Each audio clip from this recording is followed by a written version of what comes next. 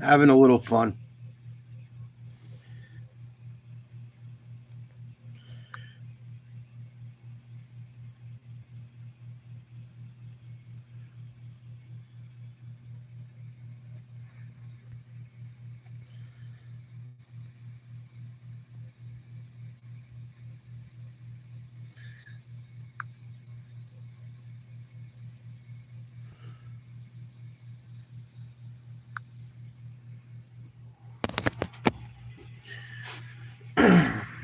Friday afternoon. Chilling out.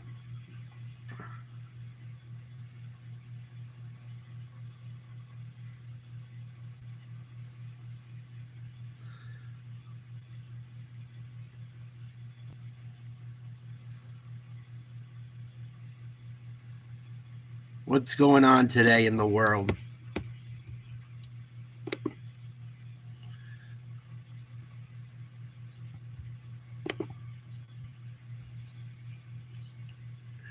What's going on in today's world?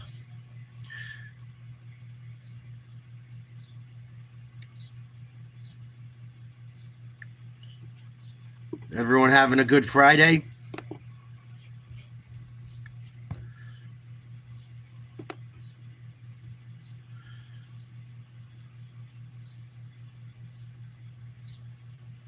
Yeah, no, maybe.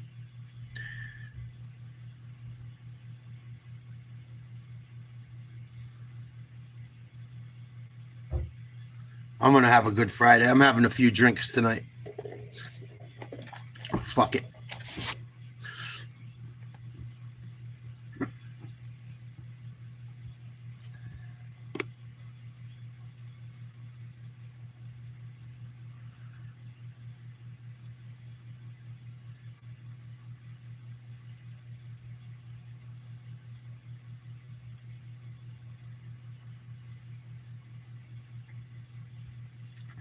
Wait till we get some people in here. We'll get going.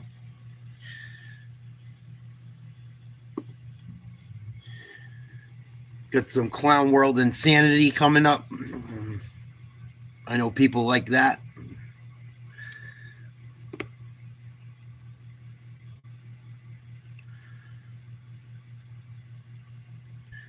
One thing that make you feel better is watching some clowns.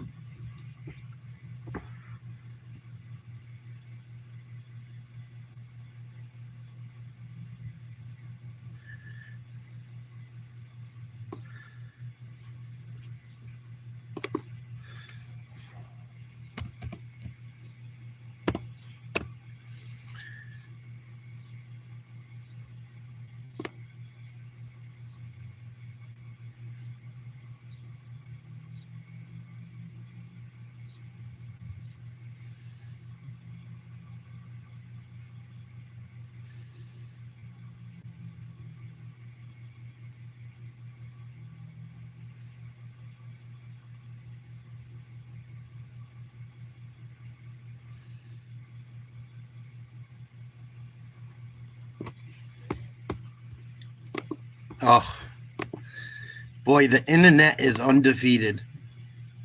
Some of the shit I see. Wild.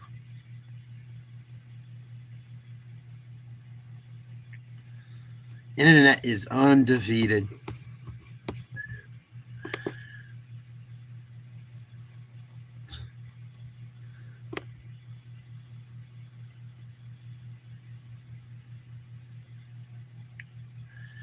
All right, we're going to get going in a second.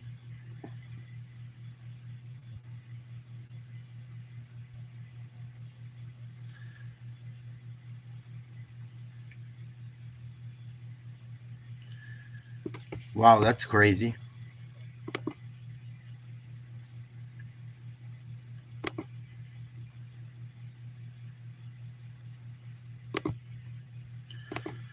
All righty.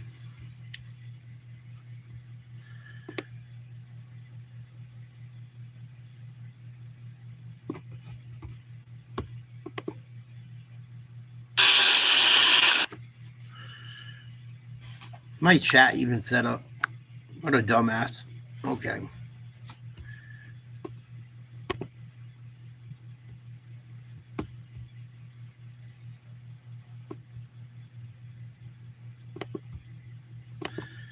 Here we go. We're going to have some liberal meltdowns on our Friday today. Please like, share, subscribe. This should be interesting.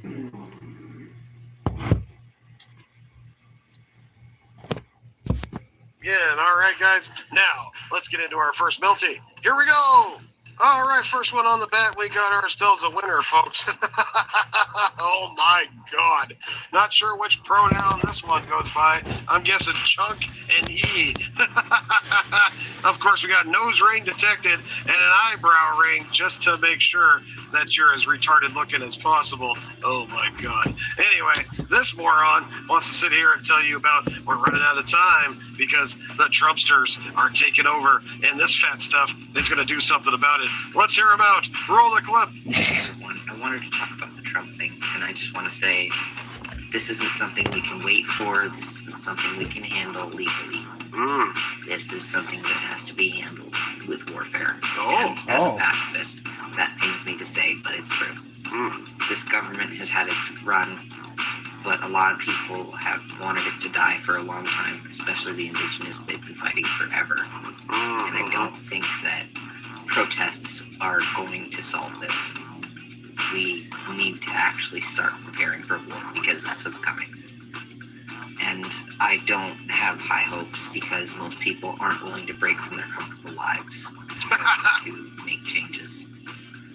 So we need to get united and quickly. That's the only way we're going to be rid of this. And it's time for the government to fall. That's all. Have a good day.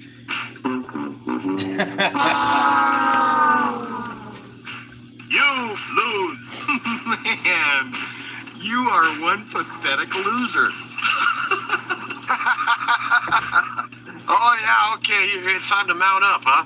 It's time for you to get ready to go to war. Oh, yeah, I could tell by how hard you've been hitting that gym and getting them big muscles on, huh? Oh, wait. Oh, never mind. The only thing you're lifting is another Krispy Kreme to put in your neck flap. Oh, you are a sorry sack of shit. And you actually think that you guys are going to mount up and unite and take on the Trump. Well, you know, I got some bad news for you, pal. Most Trump supporters don't fuck around. And in fact, you might just find out because we love our Second Amendment. Just saying. Oh, boy. And I all know that, you know, this dipshit ain't doing nothing but sitting on his fat, lazy ass, probably collecting food stamps, living in his grandma's basement, whining and crying because he never got a text back from the dude down the street that he thinks so cute, jogging in his jogging shorts. Yeah, that piece of shit right there. All he does is make Trump videos and how mad he is and upset he is instead of actually doing something about it. Oh, yeah, this will go far. You and your TikTok flip-flop are going to make national news. And oh, boy, all the blue-haired weirdos and land whales are going to come out of their seats and come stomping down the street to join you in your revolution. You bet, if they don't get winded and fall over first from a heart attack.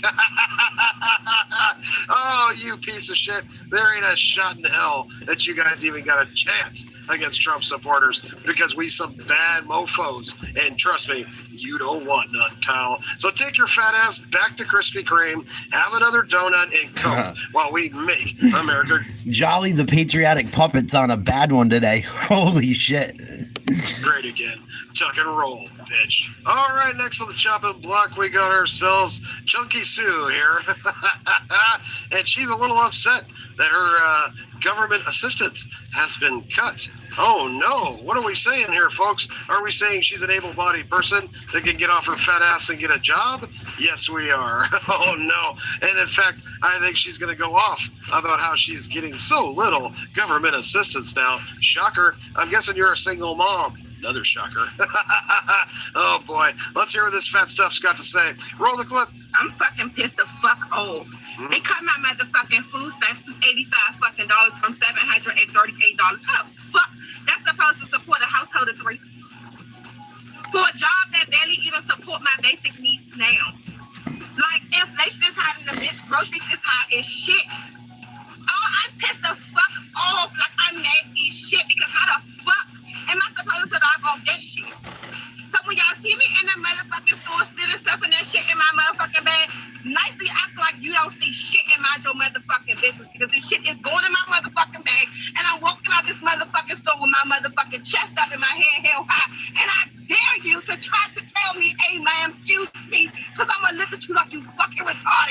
go talk to Trump about that shit. These people are so stupid, they're blaming Trump for their food stamps. That's a state issue. That's not federal funding. That shit is something to do with your state. Be mad at your state legislature. Don't be mad at Trump. I love how all these people on welfare are mad at the federal government. No, it's a state issue. Be mad at your fucking state, you stupid bitch. Oh, my kids. Anybody that motherfucking voted for him, girl, fuck you. Voted him. Fuck y'all. Because y'all the stupidest motherfuckers. They don't even know what the fuck they're talking about. Your state issues you food stamps, not the federal government. Probably some liberal motherfucker that got her food stamps taken away from her. I've ever seen in my life.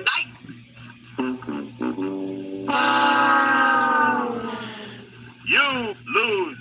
Stop it. Get some help. Oh my God. Can't make this shit up.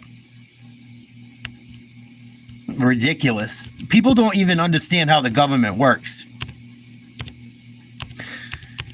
But they want to make claims about all kinds of crazy shit. We do. And, oh yeah, we got some liberal tears coming for you. Oh my. Hang on, let me grab my cup, and I hope it doesn't spilleth over. Ooh, I am parched, and it is time to quench. Let's roll the clip. How are people sleeping? Like, I am losing sleep over this. There are thousands, hundreds of thousands of people dying, like starving to death. And we're all just going on with our normal lives. And there's babies screaming and crying because they don't have any milk. They have no food. Oh no. What the fuck are we doing? What are you talking about?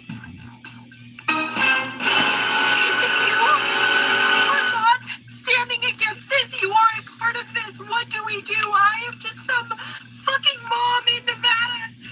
I don't know what to do to help. Please, someone tell me, what do we do?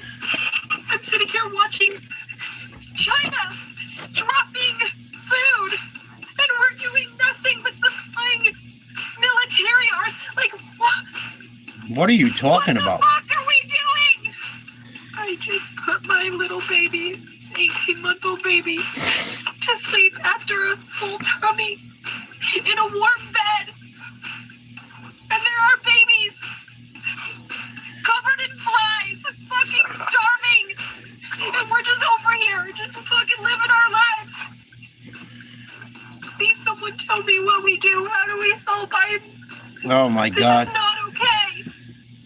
Peter Piper picked a peck of pickled peppers. People are losing their shit. People are just losing their fucking shit. Wild. Wild.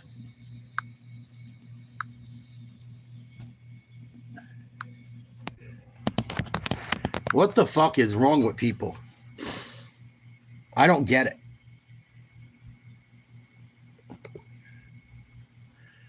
I think the internet got people losing their fucking mind. I don't think, I know it. The internet got people losing their fucking shit. Crazy.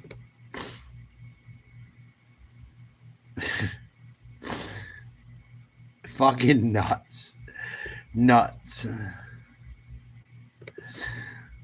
If it ain't Diddy, it's something like this. Yeah, I guess, Mark. I haven't looked into much. We haven't done videos like this in a while, but what the fuck? People are really fucking skinning out.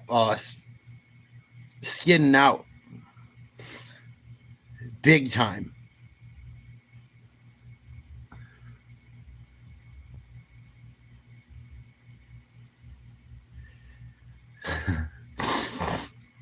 Fucking, you see Diddy has had a bodyguard or a fucking, I don't know if it was his bodyguard or a sex worker named the Punisher.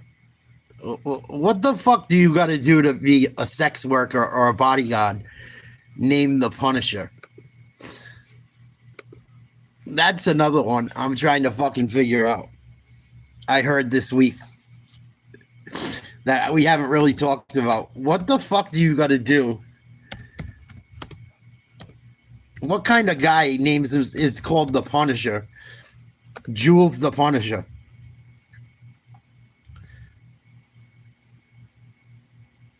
An exotic dancer named Sheree Hayes, known as the Punisher. How the fuck do you get a name like that?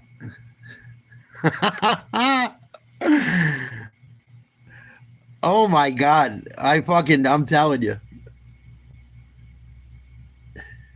Exotic dancer Sheree Hayes, known as the Punisher, issued an apology to Cassie after testifying in the trial of Sean Diddy Combs. What the fuck? I would like to apologize because I had no idea or no indication what she was going through. Obviously, my involvement kind of furthered her suffering. You think, Punisher? Fucking lunatics. How is the Punisher not going to jail too? Hayes testified he participated in about 8 to 12 freak-offs after the first time.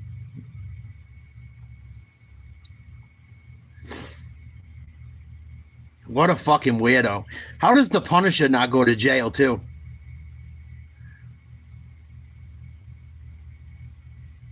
Fucking weird shit.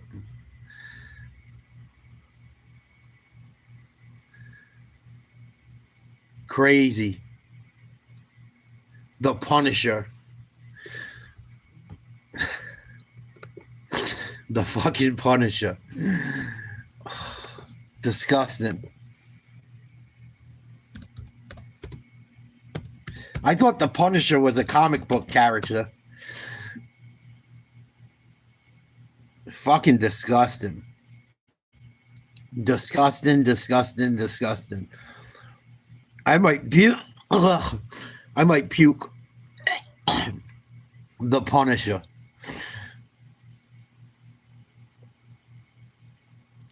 Are you fucking kidding me? The Punisher.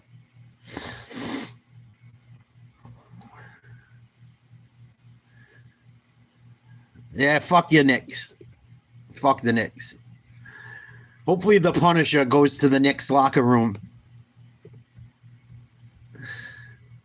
Fucking joke. Let's listen to the Punisher speak to Nancy Grace. This should be fucking good.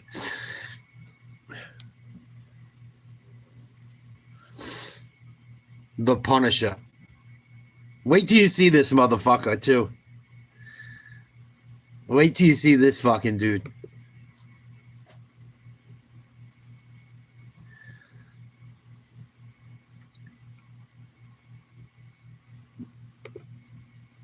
This should be fucking interesting.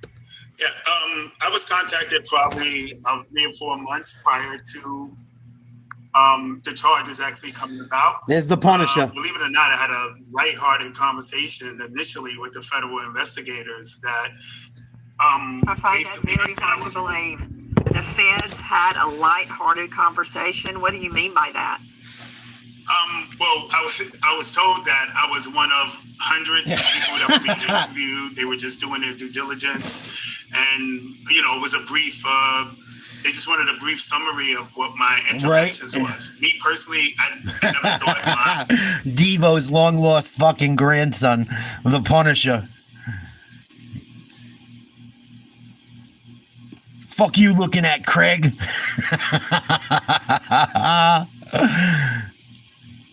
The Punisher took my fucking beach glider. my involvement was significant. So I kind of just said, hey guys, I don't really have much for you. I was in state. I understand trafficking had to be an out of state scenario. And I also told them that I didn't see any aggression, any physical abuse, anything to that degree. So I was kind of unaware of my involvement. So you're so full the of shit. conversation was brief, about 20 minutes at my apartment, and I never even thought I would hear from anybody again. Well, Look I at got a Nancy. question of everything. Look at Nancy Grace. Look at her fucking face. Look at Nancy Grace. She's like, her fucking hair's a mess. She's like, she can't even fucking believe this shit. Oh. Look at Nancy Grace. She's like, I can't believe I'm interviewing the Punisher. Oh my God.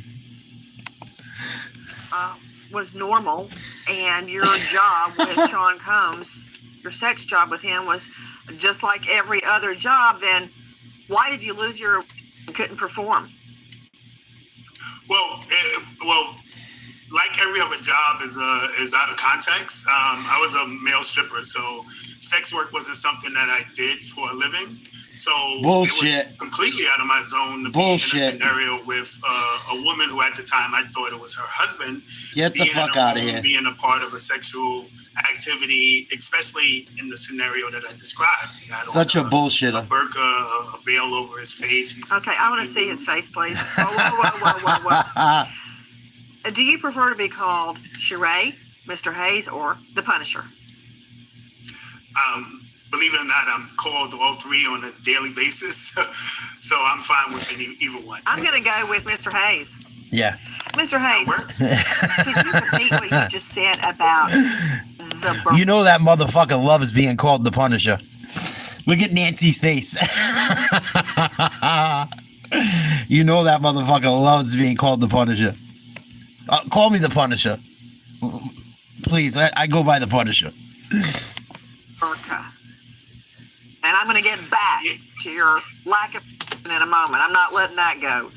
I got to nail that down because you say, oh, it was just business as usual. But I bet you don't lose your every time you perform. That's right. Is that like a hazard of the job? But first, back to the burqa.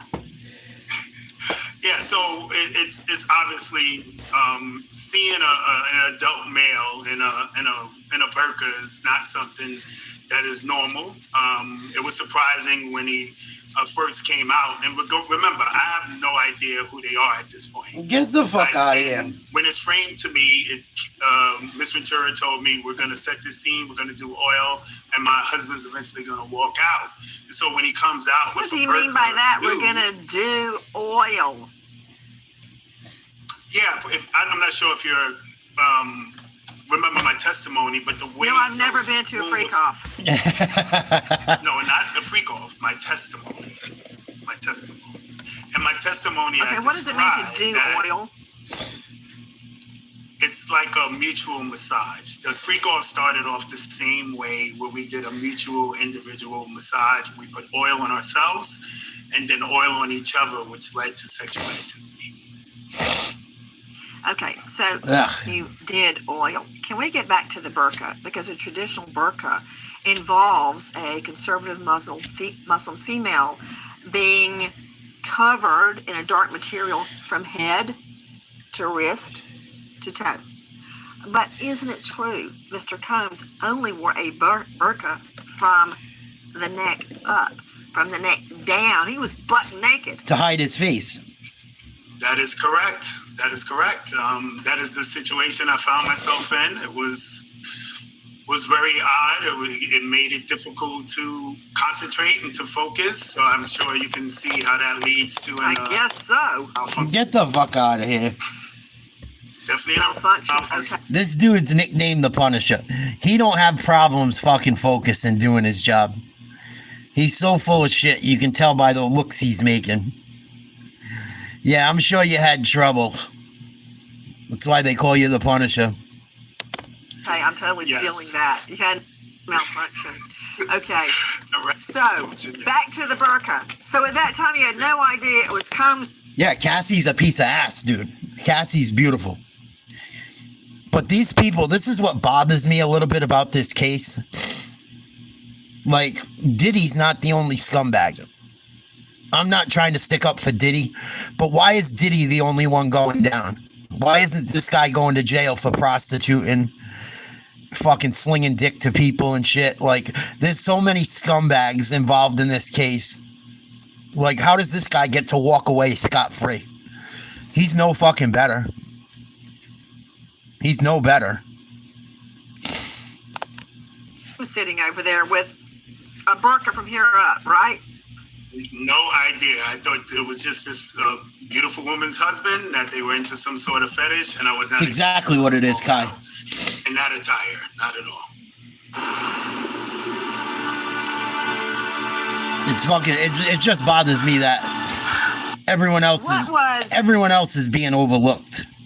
All Diddy's buddies, all the people on that list, everyone's being overlooked, but him. Take them all down. Burqa Man doing during that session? Well, he was set up in a table across the room where he would pace back and forth to kind of get an angle of however he wanted to view. He would give subtle directions. Repeat. What? I'm making a note Nancy here. Grace. What did you just say about an angle? He was positioned across the room, and he would kind of pace back and forth to look at us on the couches from different angles. And based on those angles, he would give. You know why that's important, Mr. Hayes? That's important because that echoes. I've been very lighthearted up until this point, but, I'm a crime victim. And many of the crime victims in this case have stated that they would be drugged in their drinks or some other way, and they would wake up the next morning and their would be hurting, right? And then they would be shown a video of the freak-off and threatened that if they ever went public about it, that Nancy was sexually assaulted. Now, Nancy Grace had some horrible shit happen to her, Gino. I don't think she's a freak at all. If you look into what happened to Nancy Grace, it'll blow your fucking mind. She was a crime victim herself. That's why she got into this shit. we've also heard reports that combs would go to different angles to get the best angle, positioning the woman's limbs to get the best angle for the. Now what you're saying echoes that. And I bet you had no idea that other women have said that. And now you, Mr. Hayes, aka the Punisher, you are corroborating what these other witnesses and or victims are saying. And he participated. That's critical in my mind, because you may know this. A lot of times, defense attorneys like Greg Morse, they make a very, very good living out of discrediting sex attack victims. But a way to bolster a sex attack victim's testimony is through testimony like what you just said.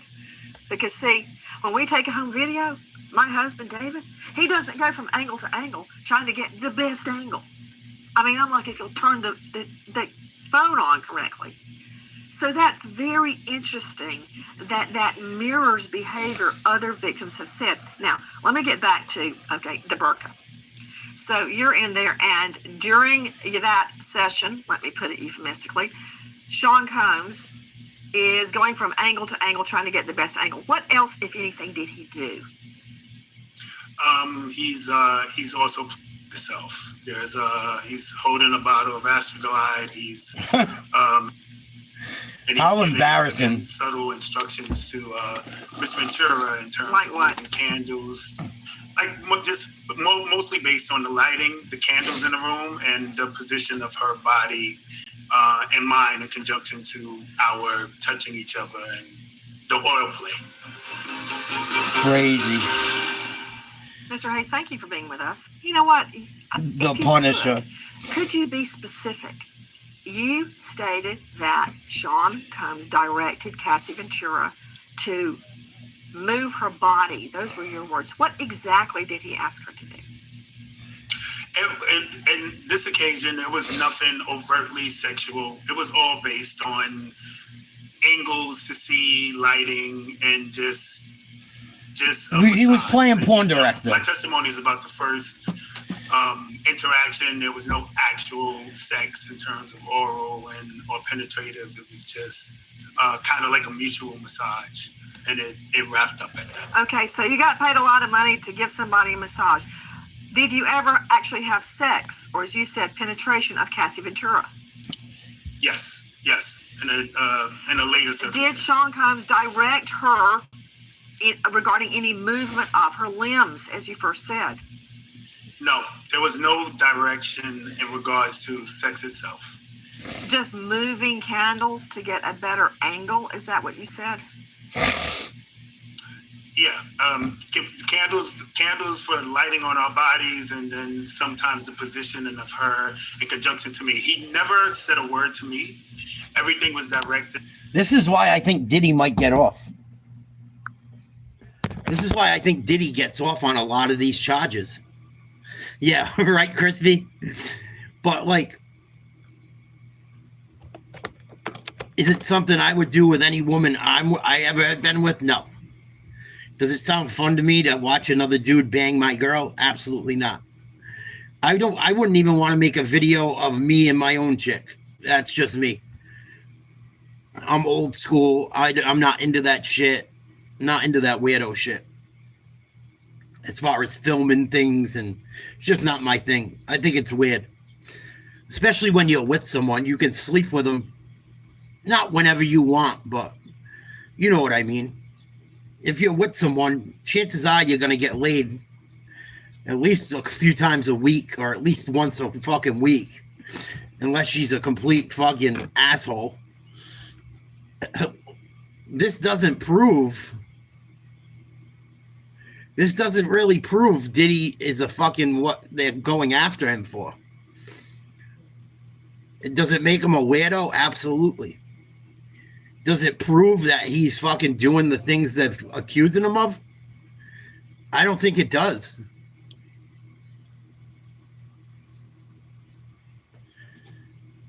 And that's my problem with them wasting their time with these kinds of people at trial.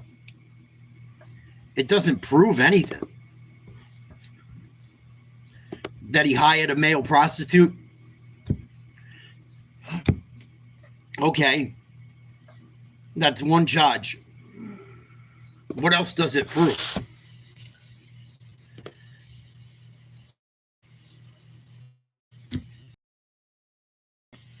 They'd have to ask her. He sued him for a ton of money. He paid her off. I just don't know how this helps the prosecution. I don't see how it helps the prosecution at all.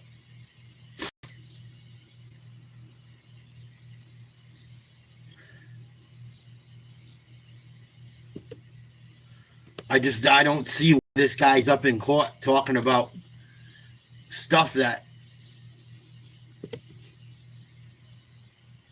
ain't gonna get him prosecuted. What do you guys think? I don't think this helps in a prosecution.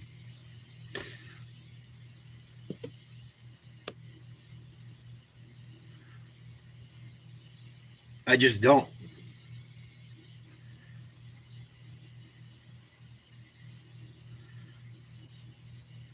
We'll have to see as more stuff comes out, but I don't think this does anything to make him look guilty. But it is funny that he hit up a fucking escort named the Punisher. That is pretty fucking funny.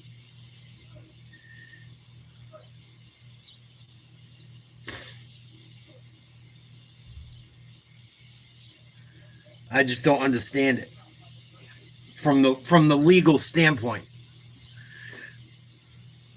I don't see how it helps him.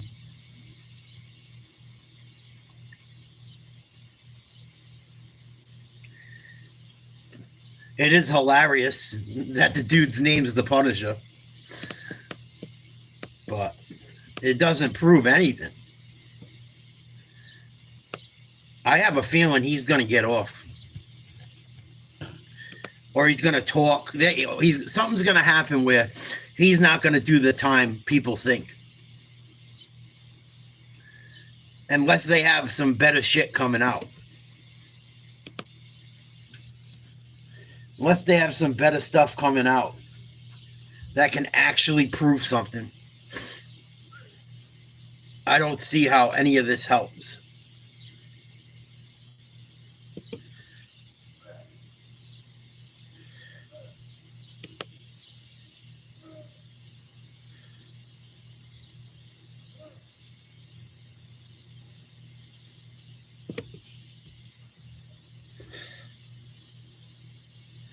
And they're bringing up audio, supposedly, of Diddy with, like, other celebrities. But they're just talking about doing freaky shit. It doesn't prove shit.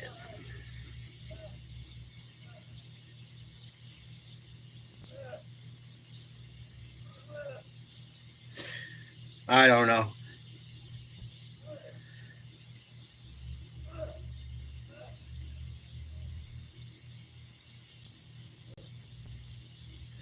A lot of people say he's fucked. I don't see it.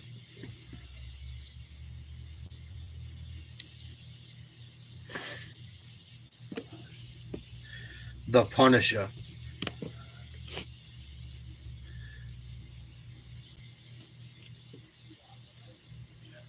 I don't know.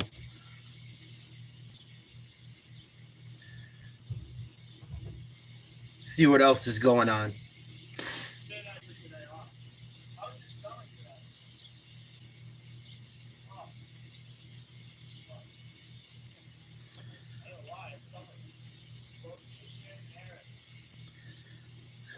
Fucking nuts.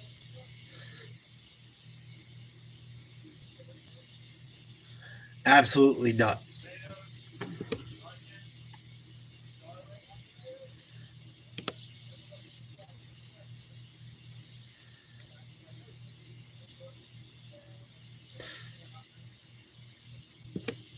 There was an Antifa riot the other day I saw too that was pretty wild. Fucking nuts.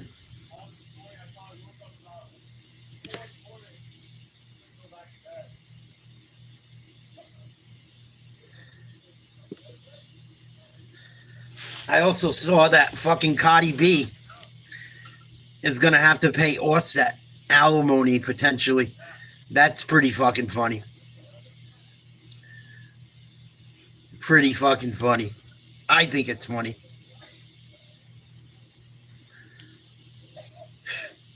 The New England Patriots better get rid of Stephon Diggs ASAP.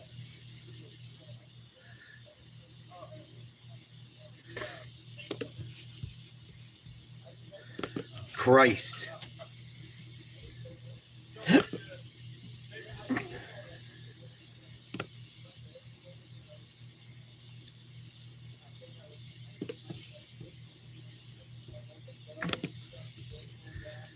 Fucking, what a world. What a world we live in.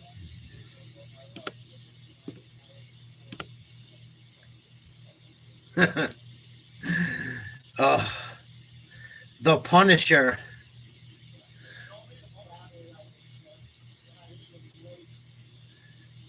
Fucking wild.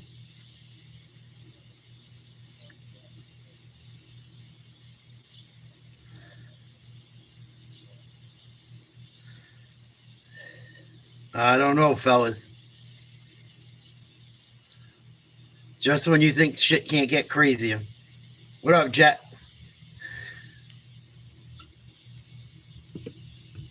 The Punisher. Let's see what Suge Knight has to say about fucking Diddy behind bars. Wonder what Suge's got to say about Diddy.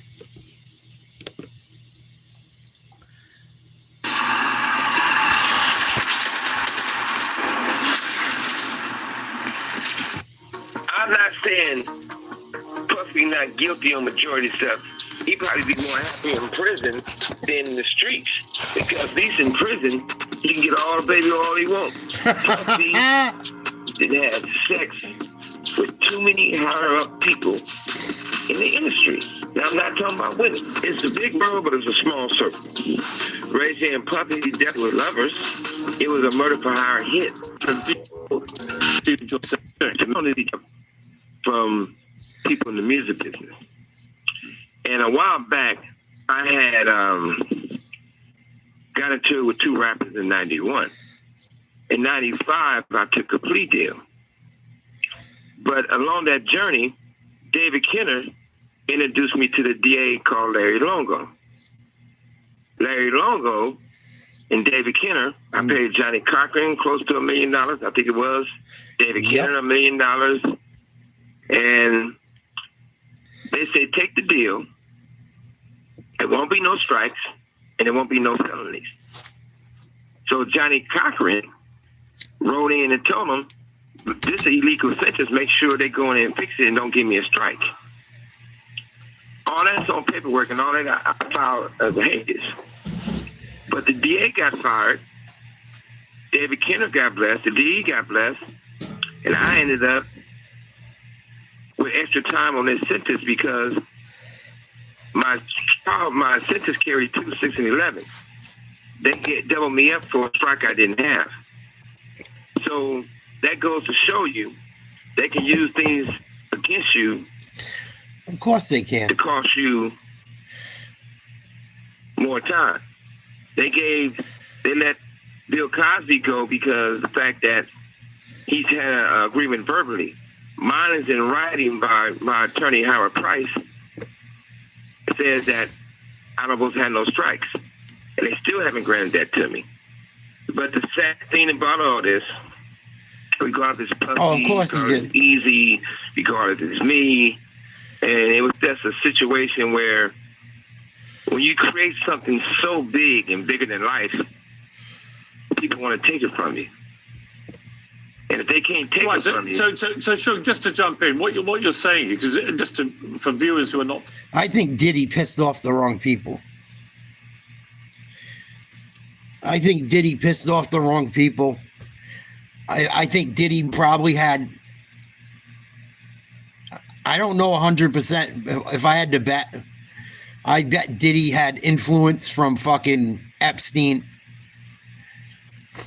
I wouldn't doubt Epstein and Diddy had a relationship at some capacity. I would be willing to fucking bet that they did. I think Diddy pissed off somebody that he shouldn't have. And this is half the reason this shit's happening. Familiar with the intricacies of your situation. In September 2018, you pled no contest to a voluntary manslaughter in a fatal hit and run 3 years earlier. You'll convict at 2034 when you'll be 69. And what you're intimating there is that one of those strikes shouldn't have been on your record. Is that... Let's hear what Suge has to say about why Diddy was involved in Tupac's murder. Their life.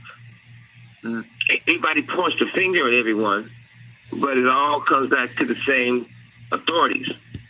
As you know, Suge, look, you mentioned Tupac there. Obviously, it was 1996. Incredible to think it's nearly 30 years ago when he was shot and killed. You were alongside him in the car. Many people have speculated since that Diddy ordered that death of Tupac.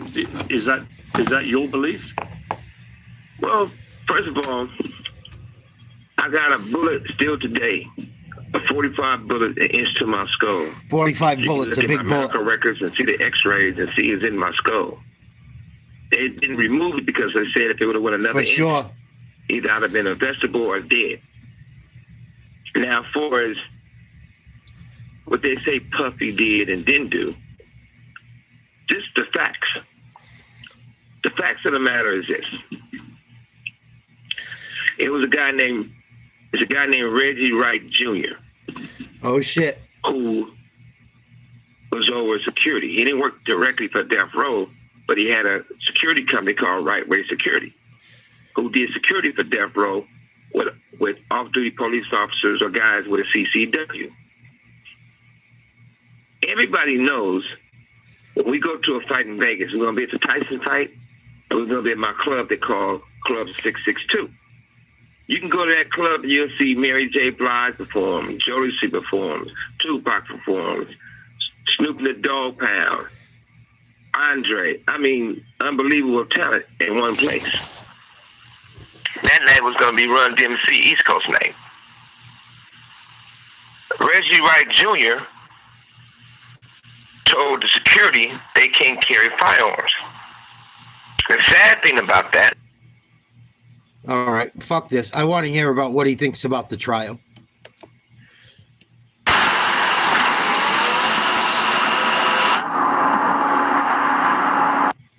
Well, number one is that this. To say he brought a racketeering and make a case, they would have to put other executives in custody also, which they would never do. Yeah. It's a guy named Jimmy Iovine. I consider him family. Been known him forever. Jimmy Iovine used to be a second engineer, and then he started working for Interscope, and I made that company. I built that company, me personally. And Puffy beat up a girl named Capricorn. Beat the shit out of her. That came out the other day. Jimmy Iovine, one of Puffy guys, and Puffy approached Capricorn. And Jimmy told Capricorn, you're going to take this money and you're going to shut your mouth and leave it alone. And I'm going to give you $1 million. Puffy didn't give Capricorn $1 million. Jimmy Iovine gave Capricorn a check from Interscope. And Universal should be ashamed of their fucking self that this big old publicly traded company will allow Interscope to give this girl $1 million check. And this woman, just to be clear, Capricorn Clark, she's actually been giving evidence in the case. Yeah. She was your former assistant, and she. No, she wasn't my assistant, but she did hang around Death Row. She was Puffy's assistant. After she hung around Death Row. But what I'm trying to say is, she worked for Death Row. Jimmy gave her that. She was friends with Suge Knight's girlfriend, I believe. She was friends with someone's girlfriend, someone involved in Death Row. I believe it was Suge Knight's girlfriend or wife was friendly with this woman, Capricorn, that was Puffy's assistant. I think this is all linked together with the fucking music industry, the alcohol industry. This is deep. This is political. They're going after Puffy, but this shit runs deep. Clive Davis has been doing shit like this for fucking since the 70s and getting away with it. Look into Clive Davis. You want to get sick. It's all intertwined. All of it. I wouldn't doubt Jimmy Iovine paid off something for Diddy. I would not fucking doubt it. $1 million check. She got mad because she thought that's a settlement check, and a settlement check, you don't supposed to take taxes out of it. So when they told her she had to pay taxes on it, she get pissed. But I feel bad for Capricorn, not because she's just lying, but I feel bad for Capricorn on the simple fact she went through a lot. But the other part about all this, if you're not going to say nothing to Jimmy and Interscope for doing something illegal, why would you just put Puffy in prison? The other thing is that, do Puffy do weird stuff? If Puffy got on the stand and told the truth, I know he'll walk. If he got on the stand and say, look, I'm gay and straight. I mess with guys. I mess with women. I do it all. Puffy not guilty for the things he did to these people. He's guilty for being a cold, freaky man. They want freaky things. It's up to him. But in the Cassie situation, they could not say he was having sex with the man also, because that'll make him like his orgy. It won't be like sex trafficking. Exactly. It won't be like forcing stuff to do. But at the end of the day, there's no way Puffy should go to prison for the rest of his life. He should have. I think that. Go ahead. I was going to say, Suge, you talked about Capricorn Clark, that he beat her very badly. He beat Cassie Ventura very badly. He was clearly very violent towards women. That's not a nice man, somebody who does that, clearly. But what you're saying is you don't... What is this? I don't mean to cut you off, but it's like this. I'm not saying Puffy not guilty on majority stuff. He should go to... he's done, right? Because even if he went to prison, it'd probably be a better thing. He'd probably be more happy in prison than the streets, because at least in prison, he can get all the baby all he wants. He can have all the men he wants, anyway, anyhow, and all day and all night. But what I'm trying to say is that some of the things, the charges is not true. But I know they're not going to let Puffy go to prison. You know Puffy not going to go to prison. They been knew that Puffy was beating these women. They been knew what Puffy was doing with these men. They been knew. I told the people before I agree. that in Hollywood, and by the way, they never tried it with me. In I agree. Hollywood, They all knew. Andre Young, regardless if it was Puffy, regardless any of these people that used to be in that building to go talk to Jimmy and all these other guys, Russell Simmons, Andre Arell, they had this thing where they take a hard-boiled egg, and it sounds nasty, but if the egg can go in these guys' rectum and it don't bust, they think they're doing a great job. Gross. And if you look at the pictures, you'll see Puffy and another actor. The guy was named American Katy Perry. After I said this, people start finding pictures of these guys holding up the hard-boiled egg. Only thing I'm saying is, I wouldn't doubt it. Mine is this: that because Suge Knight don't wear a shiny suit and dance in the videos, I'm in prison illegally. I'm kidnapped. If it was anyone else, they'd give me a warrant and I'd be free. That's not true, Suge. It's the other way around. That's not true, Suge. They can get Puffy telling people they want to kill me. They can say they come in with guns to kill me. They can say they come to do this. They can have the people who shot me in One Oak do songs about shooting me. If you look at those people, who is those people in dead with? That's the question. It comes back to Puffy. If the FBI can tell me that they're trying to kill me, and the authorities can say they're trying to kill me, and I've been shot different occasions, and the very first time that they try to kill me, and I get away, and somebody happens to die, and I get to go to prison, when you really look at it, Puffy didn't have sex with too many higher-up people in the industry. Now, I'm not talking about women. Maybe. I wouldn't doubt it. That's what I believe. You're talking about senior male record company executives. I wouldn't fucking doubt it. You want ads that... These people all sleep with each other. They all do nasty shit. From the performers to the people that own the companies to everyone in between involved in that shit. Disgusting. Let's see this is what I want to look into. I looked into it. We did a whole podcast on it months ago. I think Diddy pissed off the wrong people. I really did. I really do. And I don't know if Diddy snitches, the amount of people that are going to go down that are higher up, even then higher up than him. I think Clive Davis is involved. I think any of them record people, A&Rs, higher ups at record companies, I think they're all fucking intertwined. Every last one of them. Every last fucking one of them. Epstein, well, I think it's one big blackmail. To be part of the group, they have to have something on you. I'm telling you. I really think this goes into politics. Diddy, I think, is just the fucking tip of the iceberg, if you really look into it. Same person that when Epstein was being held accountable was the same lead prosecutor that is now with Diddy. This person's been the lead prosecutor for all three of them. What do you think is going to happen with Diddy? Is Diddy going to be O.J. Simpson 2.0? You know, he's going to go free and nothing's going to happen to him?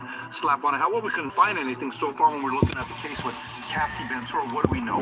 We know the fact that he hit her. We've seen the videos. We know the fact that the freak offs were taking place, that he was hiring people from Craigslist, that he was paying them $1,500 to $6,000, depending on how well of a job they were doing performing with her. She would have to do some really nasty things, drink, urine, all these weird things that they have in the documentation. He would put a mask on, so when the Craigslist person would show up, they didn't know who he was. She would put a wig on. His nickname was Frank Black, and her nickname was Jackie Star. All this stuff we know already. But then you see text messages. Weird. I can't wait for the next freak off.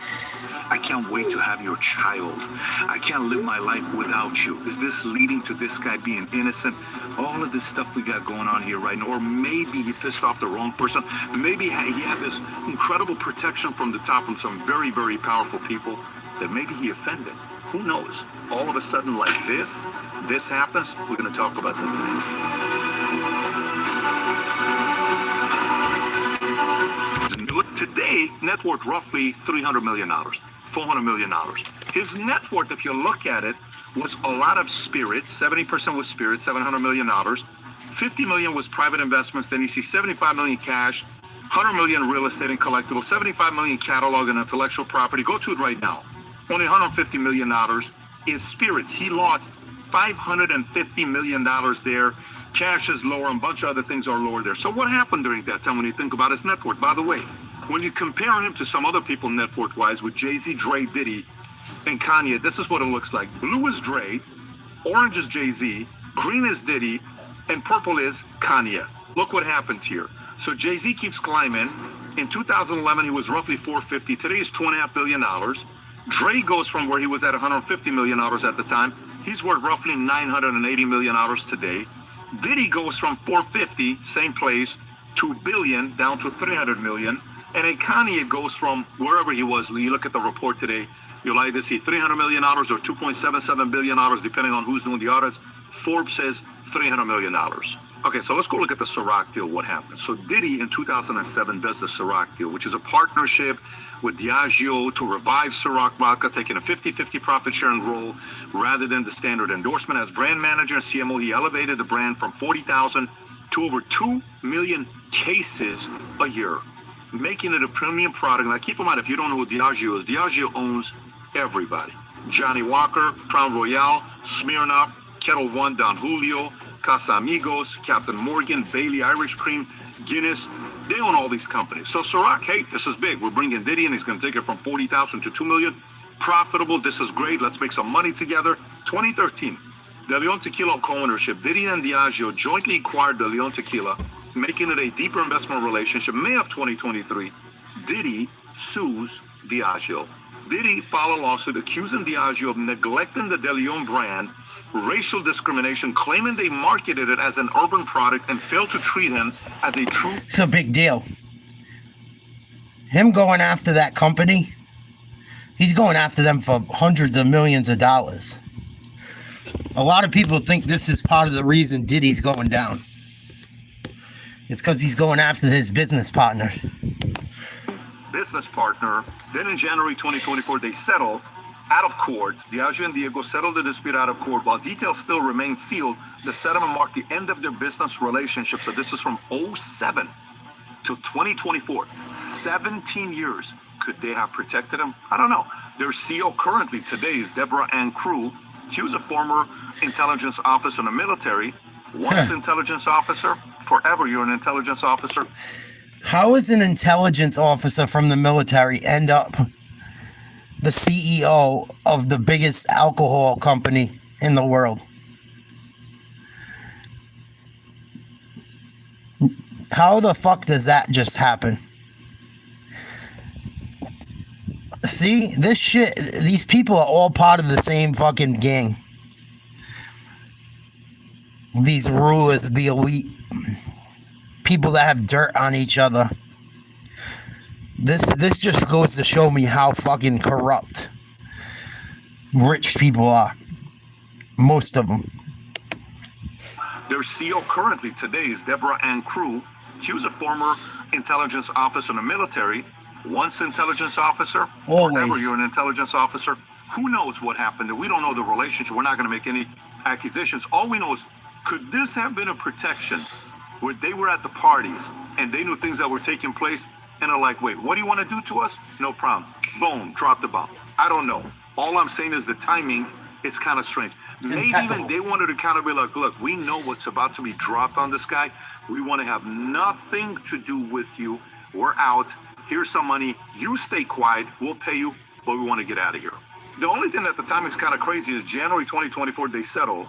2 months later, remember what we're sitting there doing and minding our own business? And you hear, March of 2024, the feds are raiding Diddy's Miami home and his LA home. For what? What are they trying to get? And you saw them pulling out all these boxes. What's going on over here? Federal agents raided his Miami and LA home, seizing 90 terabytes of digital data. What are you taking? Bunch of letters he wrote? What do you think they're getting there, right? Multiple unregistered firearms, over 1,000 bottles of lubricant, allegedly linked to coerced sex events. His associate, Brandon Paul, was arrested at a Miami airport, and Diddy's jet was tracked to Antigua, though he remained in the U.S. Well, we all remember this. This is nothing new. May of 2024. No. Guess what footage is released? Cassie. Not really. Venturas I'll footage. go later. How long have you been having it, CNN? Since 2016. It's enough for one. You haven't released it till now? No. Who made the phone call to say release it now? Who was kind of like, we're done with this guy. You're not back. You're threatening to say this. Release the footage, right? So they released the footage. He comes out, issues an apology, while his lawyers accuse the government of leaking the tape. It was later admitted as evidence in his trial. Again, January deal. March is raiding his house, Miami and LA. May, here's a video being dropped from CNN, even though they've been sitting on it for 8 years. September 2024, book is released, Kim's Lost Words, which, by the way, there's a lot of speculation with this thing here, so whatever I'm reading is not necessarily 100%. It is there, it is not there. The alias they use on who wrote the book is Shanti Millwood, which is an alias for Tupac, which is kind of weird. Why would you use that? This book appeared on Amazon, allegedly written by Kim Porter, accused Diddy of abuse, misconduct with minors. Porter's children denounced it as fake. Investigators revealed the real author was Chris Todd, who claimed he compiled the book from a mysterious flash drive. Huge savings end soon. Don't miss the Memorial Day sale at Raymore and Flanagan with up to 30% off across the store. Weird. That's why I never read into that book that much.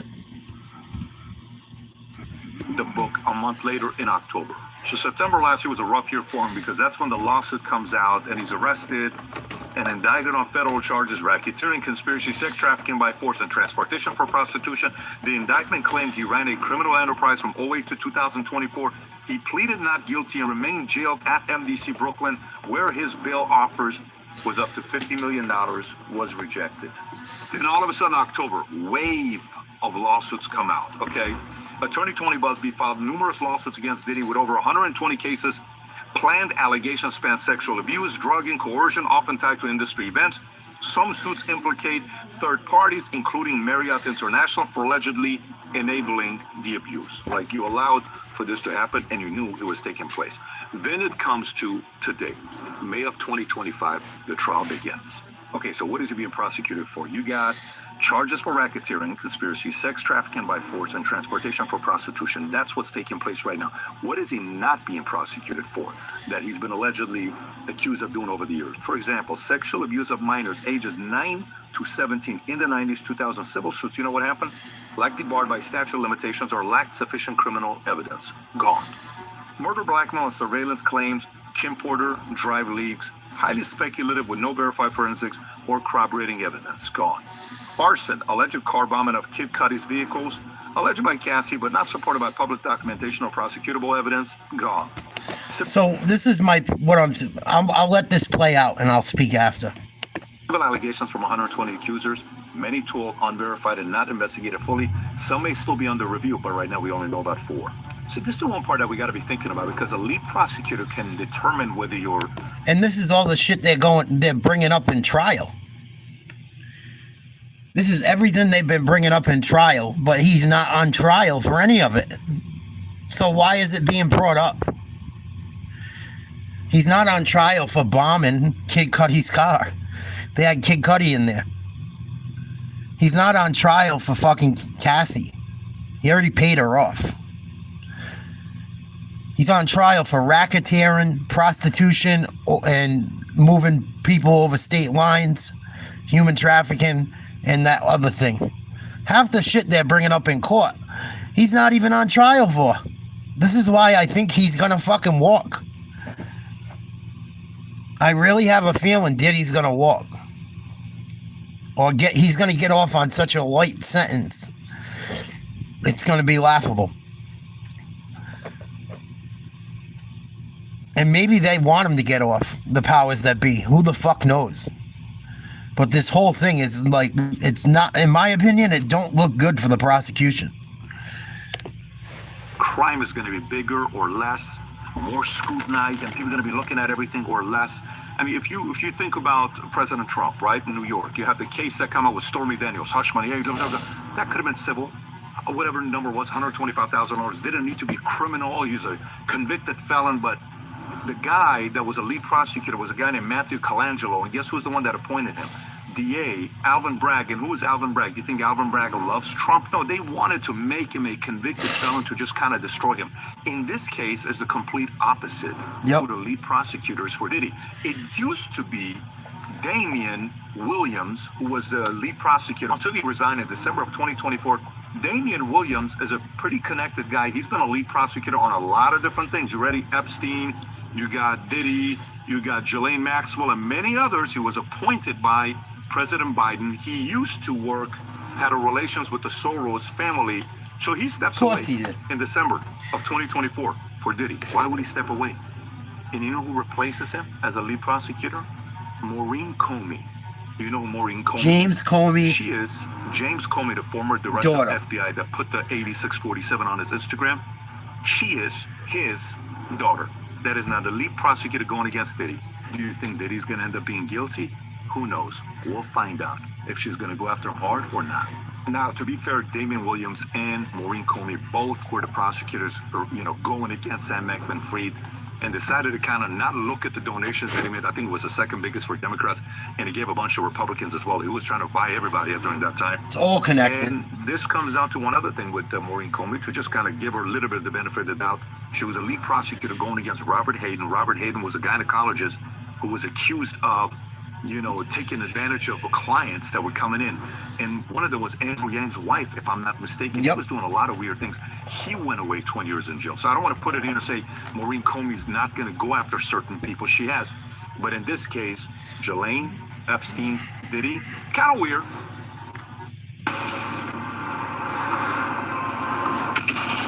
It's all lumped in together. Birds of a feather. Bribery, reputation of what they did. Little weird that the same person is a lead prosecutor on those three different people. This was kind of weird with Diddy, with certain patterns on certain people in his life. I had Suge Knight on.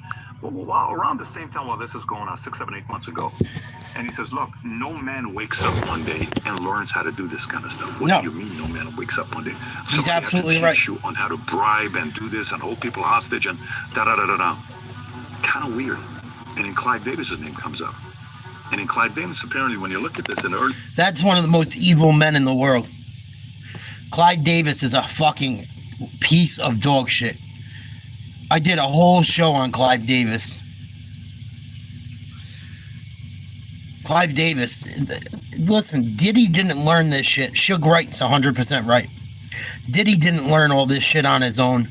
You don't wake up one day and know how to extort people and blackmail people and, do all that type of shit. You got to be taught that shit. No one day just knows how to fucking become a blackmailer artist without being taught. Early 70s, federal authorities started investigating whether major records, including Columbia Records, division of CBS, were directly or indirectly involved in a drug-fueled payola scheme. These were illegal arrangements where drugs or money were allegedly used to bribe radio DJs and stations to give preferential airplay to certain artists. You know who was the leading guy for Columbia at the time? A guy named Clive Davis. In 1973, a rising executive and then president of Columbia Records, fired by CBS in 1973. The official reason cited the misuse of company funds. He was accused of charging personal expense, including lavish bar mitzvah costs for his son, to the company. I mean, obviously that's not good, but if you look at the charts, you hear them using heroin and other drugs to bribe DJs. Even his former EA testified and gave statements that Clive Davis authorized payola practices, further damaging his reputation. So what does Clive Davis do? Starts his own company called Arista Records in 1974. Now, while he's going through, the CBS sues him to recover some of the funds. Davis was not indicted or charged with any crime, including the Never did a day in jail. Drug-related misconduct. So the relationship between Clive Davis and Diddy is interesting because when Diddy's 23 years old, he's making a name for himself. Clive gave him $15 million to start Bad Boy Records. And then later on, they did even a bigger deal where Clive gave him $50 million advance on future earnings. This is 5 years later in 1998. $6 million upfront payment, $700,000 annual salary, and a state-of-the-art recording studio. We're talking about $2 million recording studio. This is when he went after Faith Evans. He got Biggie in the early 90s. This is when it started. But there's a relationship with Clive, and it's interesting because Clive later on, they say something may have happened here because Suge said Clive taught him the bad habits. And later on, Clive comes out and says the following. Yes, record mogul Clive Davis has identified as being bisexual. He publicly revealed in his memoir, this is not allegedly, he said it, the soundtrack of my life.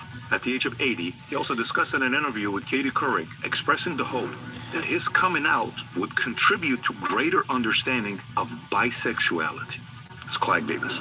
And on top of that, very weird, the principal of the high school that Diddy went to school to. This is like completely crazy. In 1987, Reverend Bernard Lynch and brother Timothy Brady were accused of sexually abusing students at Mount St. Michael Academy in Bronx, New York. While this was happening, the allegations involved the molestation of 3 boys. While the timing overlaps Diddy enrollment at school, there is no public record or indication that he was among the victims, and no one knows the 3 boys' names. So Timothy Brady goes and gets convicted, goes to jail. He's in prison. But when he comes out, he goes back and is reassigned by Marist Brothers to a Catholic high school in Chicago, where he worked from 1993 to 2005, 12 more years after you know what he's doing to boys.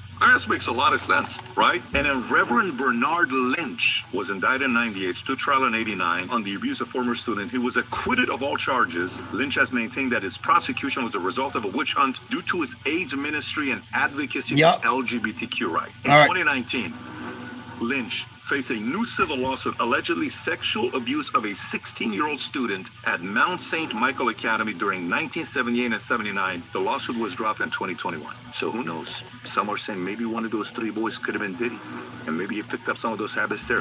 Chances of that, less than 5%. But these are all very weird things that are kind of coming together. This next one here, don't let your kids listen to this next part. I mean, at this point, if you let your kids listen to the whole thing, you shouldn't have done it in the first place. But this next part, maybe you say earmuffs or pause, stop the video, step away, put the, So this guy goes to Macy's one day, Diddy, with his crew. While he's at Macy's, the plaintiff claims that Diddy, accompanied by 3 armed bodyguards, enters the stockroom. This is 08. This isn't too long ago. This is 17 years ago. He was 38 years old at the time. Goes in the stockroom, and the plaintiff alleges that he was struck, possible pistol whip, and threatened with death by the bodyguards. Combs then allegedly forced them to perform oral on him, referring to as echo, and making derogatory comments during the assault.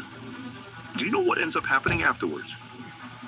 You may never go to Macy's ever again. Okay? You ready? Aftermath, Macy's response. Following the incidents, Combs purportedly took Sean John merchandise from the stockroom and distributed it to shoppers on the sales floor. The plaintiff reported assault to Macy's security, but asserts that no action was taken. He further alleges that approximately 3 weeks later, Macy's CEO Terry Lundgren pressured Echo executive to terminate his employment to safeguard a multi-million-dollar deal Macy's had with Sean John. Subsequently, he was fired and lost his company-provided housing. I don't know if this is a true story or not, but it's written about all over the place. You're not going to have a hard time finding this. If a person comes out and says, this person did this to me, one person comes out, they're getting after somebody. 2, 3, all of these stories in different, this person's got issues in his heart. Yeah. I'm talking about Diddy. The guy's got problems. I mean, this doesn't happen accidentally. And Diddy's father was tied to the mob back in the days, working with Frank Lucas. You ever seen the movie American Gangster? Frank Lucas, the one that was selling the Blue Magic, I think what it was called. And they claimed that it was an FBI informant, that he was leaking information. And who knows what the hell was going on. But that's the lineage. So I don't know what's going to happen. Here's what I could tell you. If it goes with the pattern that we've seen with Jelaine, with Epstein, with Diddy. Either Diddy's gonna commit suicide, either he's going to be hiding somewhere that we won't hear about for many, many years, or he's gonna be O.J. Simpson, and he'll be released and said, I told you I was as innocent. Yep. I told you nothing happened. I told you I was this. Or he's gonna go to jail and spend the rest of his life in jail. Not likely. Because he has access to a lot of information on a lot of people. That's why I think Diddy's gonna walk too. And look at, I think Diddy's a fucking. If I had to bet, I think Diddy's a bad person.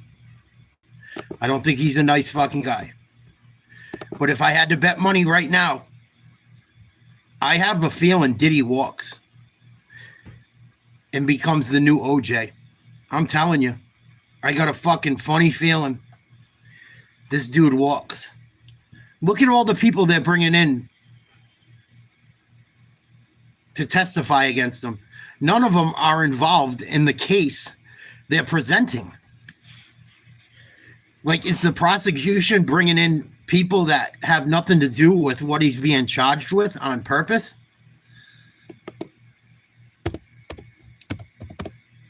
And there's a new conspiracy theory out. Apparently, Nipsey Hussle's wife, Lauren London, has big attachment to Diddy. Pretty fucking crazy. Pretty fucking crazy. This is a conspiracy theory as far as I'm concerned. But it's a pretty wild one. And I'm going to show you a video on it. But Lauren London introduced Nipsey to Diddy. Diddy was the executive producer on at least one, if not two, Nipsey Hussle albums. This is crazy to look at. This is fucking crazy. We're going to look at it. It's all allegedly. But it makes you wonder. When you check out this video, this will make you fucking wonder. For sure. It makes me wonder. Came back with a red shirt on. Tiptoed through the alley. And went right and started shooting. So to me, that's premeditated. Lauren London. Okay. So I'm not surprised that her name has entered the chat as far as potential witnesses. Her and Cassie were really, really good friends. What I did not know, I guess my ear just ain't that close to the streets, yeah. But what I did not know is that after Nipsey passed, that Diddy paid for her security. Puff. Really? Puff pulled me aside and was like, look, bud, you have showed everybody what it looks like to hold a man down and to love him. Now show them what it looks like when it all crumbles. That's your responsibility. I hope he doesn't mind me sharing that. It's official. You know, my brother is putting out the album Victory Lap. Yeah. The All-Star Weekend here in LA. Yeah. The love is back in the air. Yeah. All that. The music is in a certain pocket. Hook up with the biggest rapper at the time. Everything's great. By the way, isn't she? Lauren is the one that introduced Nip. Diddy. So Lauren London's name just came up in Diddy's jury selection process, and now everybody's asking, what does she have to do with this massive federal case? Well, Lauren actually used to be very close to both Diddy and Cassie, but even after that video evidence leaked of Diddy putting his hands on Cassie in a hotel hallway, Lauren said nothing and refused to publicly condemn Diddy. But that's just the tip of the iceberg, y'all. For years, there have been rumors about Diddy possibly being connected to Nipsey Hussle's death, and some people have been side-eyeing Lauren and speculating that she was used as a honeypot to get close to Nipsey and keep tabs on him. And yeah, it sounds wild, but these rumors have been floating around the industry and online for a... Now, I don't know if this happened in this case, but it's interesting to think of. And you heard them say, did she honeypot Nipsey Hussle? There's no doubt in my mind that these powerful people in the entertainment industry send beautiful women after popular celebrities to get him in compromised situations. No doubt in my mind. Now, did it happen with Lauren London and Nipsey Hussle and Diddy? I don't know. But this makes me fucking wonder. This video puts out some decent evidence. Long time. And now with Lauren being named during Diddy's trial, those old rumors are turning into loud conversations. And here's where it gets even messier. Reports also surfaced that Nipsey's brother Black Sam has allegedly distanced himself from Lauren over all these allegations about her and Diddy. And if you know anything about Sam, you know he's been fighting hard to protect Nipsey's name and legacy since day uno. But there's clearly more to this story than what's being said in public. So let's break it all down. What kind of conversations did you and Diddy have? Because you and Diddy formed a relationship, I assume through Lauren London and Cassie. Yeah. Bug threw me the alley-oop, you know.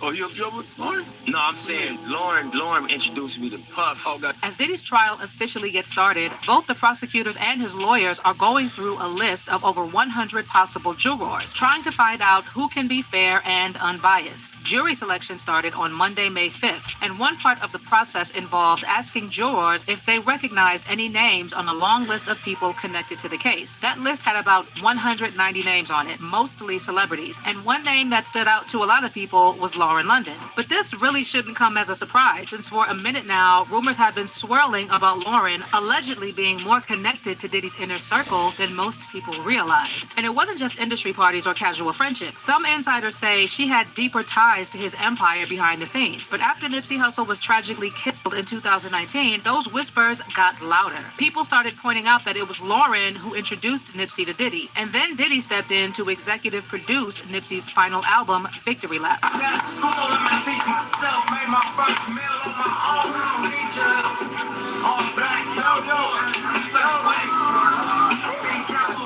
We gotta go back to the break. We gonna go back to the break. We're gonna clap again. We're gonna clap all night. Yeah. I would. Find me out different places. Spoke by the door instead of objection. Back to the Lauren place. Lauren, I cracked you up.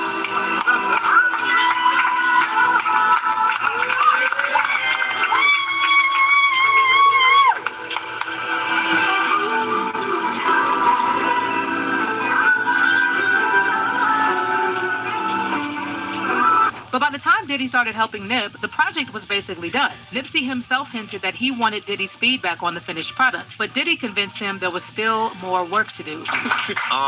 But yeah, you know, Puff, I brought the album to Puff when it was pretty much done.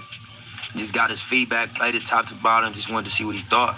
And he was like, it's room on these records to continue to produce. And that's just one of the many details that raised eyebrows. With Lauren being so close to Diddy for years, folks started putting pieces together. And now things are getting even messier, as some sources are saying this long-running Diddy-Lauren connection was the real reason why Nipsey's brother, Black Sam, allegedly distanced himself from Lauren. Now, what's also interesting is that after Nipsey passed, it was Sam and not Lauren who was put in charge of his estate. That means Sam was the one responsible for managing Nipsey's money and making sure his kids were taken care of. And according to court records shared by Radar Online, back in January 2022, that is well, Jet. That's a good point. Gave Sam more time to deal with some unfinished matters related to the estate after he filed a request for an extension. Now, fast forward to November 2023, and the court finally decided how to divide Nipsey's $11.3 million estate. It was split evenly between his two kids, his son Cross and his daughter Imani. According to the agreement, Lauren will manage Cross's half, which includes part of Nipsey's bank accounts and 50% ownership in his businesses like the Marathon clothing brand. Sam, on the other hand, was granted control of Imani's half, and he got legal guardianship of her. The court gave him that role because her mother, Tanisha Foster, was ruled unfit to take care of her. Also earlier that year, in March 2023, Sam shared that both Cross and Imani were made part owners of the Marathon store. He said it was a way to secure their future and make sure that they grew up knowing what it means to own something real. When I say we own it, it's in Hussle's kids' names, Sam said. This is something their father worked for and that they own, and that's important to me. Also, just having a brick and mortar once again reinforced what Hussle told us and taught us. Now, when it comes to Lauren, Sam has never said anything bad about her in public, which makes sense, since she's the mother of Nipsey's kids. But according to people close to Sam, he and Lauren allegedly never really saw eye to eye, and things reportedly got even more strained once Sam found out just how close Lauren was to Diddy. Now, let's take it back to March 31st, 2019, the day Nipsey was gunned down right outside his own Marathon clothing store in LA. The whole hip-hop world was was in shock. And since then, people have been asking, why would someone who gave so much to his community be taken out like that? Well, that's where insiders and whistleblowers started filling in the blanks with different theories. One of them was Jaguar Wright, of course, who alleged that Nipsey's murder might have been part of an industry setup. And she even went as far as suggesting that both Lauren London and Snoop Dogg could have been involved.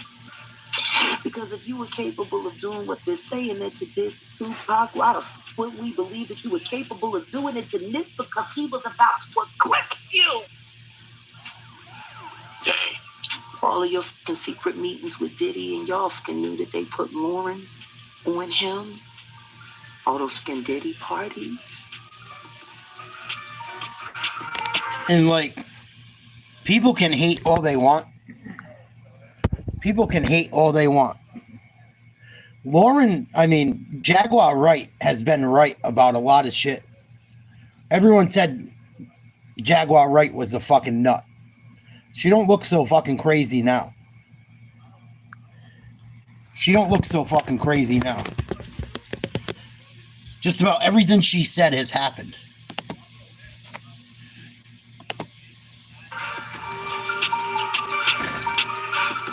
All of the support that Snoop has.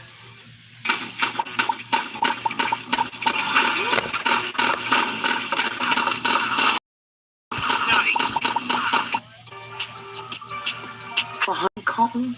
Jaguar even claimed that Lauren wasn't with Nipsey just because she loved him, but it was all allegedly part of a bigger setup planned by Diddy and the powerful people he answers to. According to Jaguar, Lauren was put in Nipsey's life on purpose to watch him and report back, basically acting as a plant. Using you now, Lauren. You work with Diddy to line up your baby daddy. Oh, Lauren London isn't an only child. She had a sister, and her sister was working for the honeycomb. Capricorn. Really? Hey, Bucker, wasn't Diddy executive producer of Nipsey album? Exactly. But Jaguar didn't stop there. She also brought up the whole thing with Dr. Sebi. And if you're not familiar, here's why that's important. Nipsey was working on a documentary about Dr. Sebi, the herbalist who said he had natural cures for diseases like AIDS and cancer. A lot of people also believe Sebi was silenced because of that. So Jaguar claims that when Diddy started acting as a mentor to Nipsey while Nip was making his last album, he was really trying to control what Nipsey was doing. Wanted him to stay the way from Dr. Sebi's work. It was a blind corporation that bailed his murder out of jail. Now, some folks believe Diddy may have been dragging out the release of Nipsey's album for a bigger reason, and he allegedly wanted to somehow attach the Bad Boy label to it or use Nipsey's rising fame to boost Bad Boy's image. But Jaguar's theory takes it even further. In another recent interview, she repeated her claims about Lauren, saying Lauren was placed in Nipsey's life on purpose, not just for love, but as part of a bigger setup. And according to Jaguar, the whole goal was to link Nipsey to Diddy and eventually trap him. Isn't she? Lauren is the one that introduced Nip. Diddy couldn't even get to Nip, even though he had ties in LA. It was Lauren that brought Nip to him.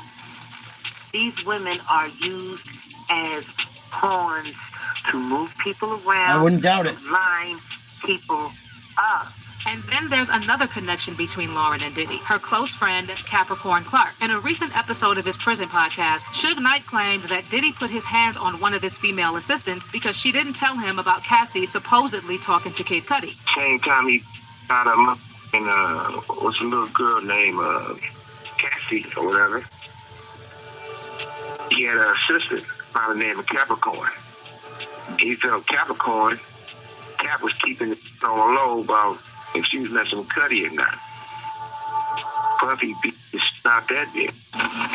So that assistant Suge was talking about was Capricorn. Now, some folks online claimed she might be related to Lauren, but there's no solid proof of that. They just seem to have been really close friends. Either way, after it was announced that Diddy settled the lawsuit with Cassie in November 2023, Capricorn posted a Bible quote on Instagram that had people talking. It read, "Don't take the path of the wicked. Don't follow those who do evil. Stay away from that path. Don't even go near it. Turn around and go another way." And then she added, "Doors be unlocked. You gotta be willing to walk away from the money. Full stop. 2011 was hell. Tragic kingdom. Now, since all those allegations about Diddy started coming out, Capricorn has refused to speak about her time working for him. But back in 2017, she did an interview with Grail, where she revealed that she was the global brand director for Diddy's Bad Boy Records and worked as his personal assistant from 2001 until 2012. But she never explained why she left. At the time, it was reported that Diddy fired Capricorn for stealing. But based on what Suge said, it sounds like she might have left after Diddy attacked her physically. Now, considering that Capricorn was Diddy's personal assistant, she almost certainly had to sign an NDA. But here's the thing, NDAs don't protect crimes. So it's strange that Capricorn won't talk about what happened with Diddy, especially now that he's facing a trial and can't retaliate against her. As for Lauren, since she and Cassie were inseparable when Cassie was dating Diddy, many fans think Lauren might have also worked for Diddy in some way and could have been involved in some of the shady stuff like those freak-off parties. What's also interesting is that even after Cassie left Diddy, Lauren remained on good terms with him, but not with Cassie. In fact, Lauren even credited Diddy for helping her find the strength to speak at Nipsey's funeral. It meant to us.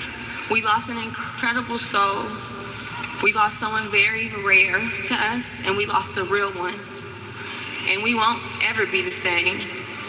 But in Hussle's words, because he used to always say this, the game is going to test you, never fold. In 2022, Lauren told Angie Martinez that she wasn't going to speak at the service at all, but then Diddy pulled her aside and encouraged her to show up. I don't know if everybody, when you came out, everybody was like, because everybody had been feeling for you so strongly, and you seemed, I don't know, just like so regal and so. Did you feel that way? You look so put together and strong. I just felt like it was surreal, and I felt like I can honestly say God was carrying me through that. That wasn't me. That was all God. Because there was no way. I didn't even want to get dressed. I was gonna wear sweats. The 45-foot clubhouse. Wild shit. Makes you wonder. Definitely makes you wonder.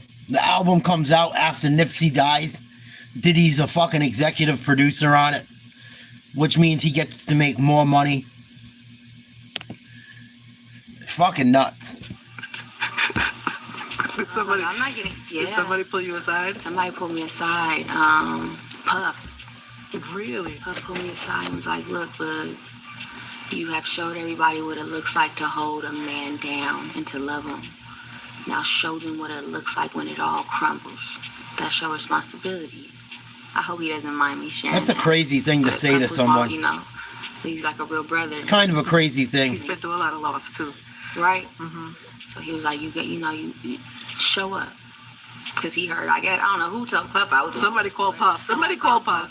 Somebody in your family, on your team called Puff. Like, yo, talk to Lauren. Because I was like, I'm wearing whatever. I'm not close to this now. You know, I was like giving that. And so he was like, no, show up. Show up with your head up. But what's really odd is that Lauren and Cassie were supposedly best friends for so many years. But even after that video of Diddy attacking Cassie in the hotel was leaked, Lauren didn't say a word. Not a single word of support for Cassie or other victims. That's it's almost crazy. like she was quietly showing her loyalty still lied with Diddy. Sure, the incident didn't directly involve Lauren, but for someone who spent so much time around both Cassie and Diddy, it was really strange that she stayed silent. And now that Lauren's name has come up in Diddy's trial, fans are side-eyeing her again. They're bringing up old rumors that she knows the truth about what really happened to Nipsey. Meanwhile, many fans genuinely believe Diddy had some connection to Nipsey's death, even if he didn't order it directly. One fan said, "Weird AF. She had a baby with Wayne, messing with Diddy, yet best friends with Cassie, and then sought out Nipsey. She went to his shop to meet him. Just saying, Nip really loved her. The pain is for his kids." And another person added, "Diddy had something to do with Nipsey's death. Watch the interview of Diddy and Nipsey. Diddy was one of the first people I thought of behind it." But what do you think about all these theories around Lauren and her connection to Diddy? Do you think people are just reaching with the idea that Diddy might be involved in Nipsey's death? Or do you think Lauren knows more than she's letting on? Drop your thoughts in the comments below and make sure to stick around for this next video. Makes you wonder. Makes me wonder.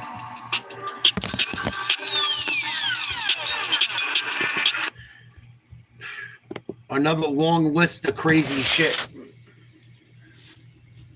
Makes me wonder. Definitely makes me wonder.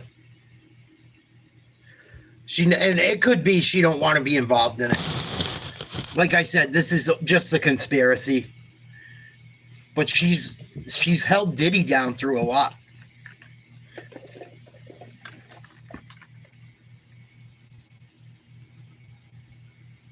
Wild.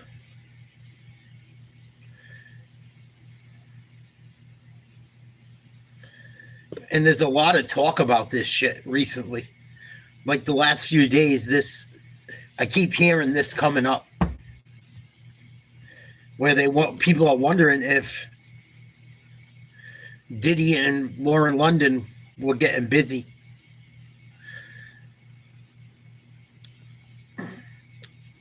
Wild.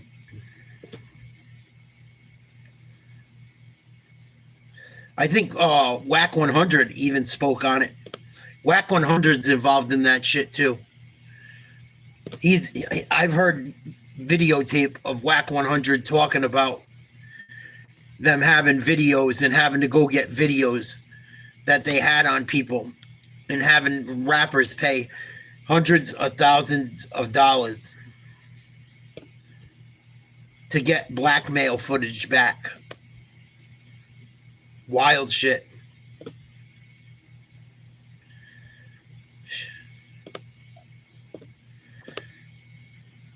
Crazy.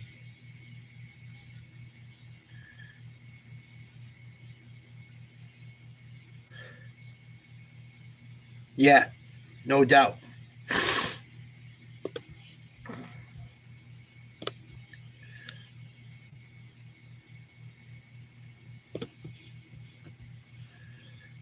And it's just fucking, I think it all lumps in together. I think it's all like Hollywood and elites and blackmail.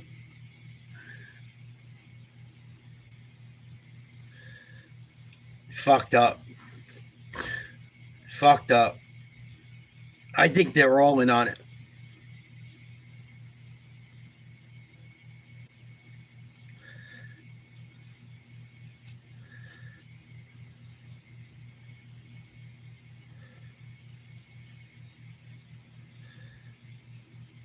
I don't know.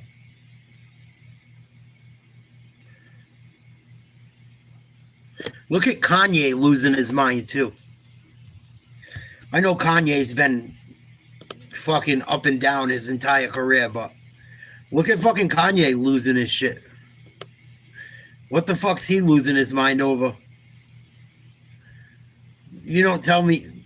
Look at all these people in Hollywood that end up fucked up, end up unalived, end up taking themselves out. Fucking.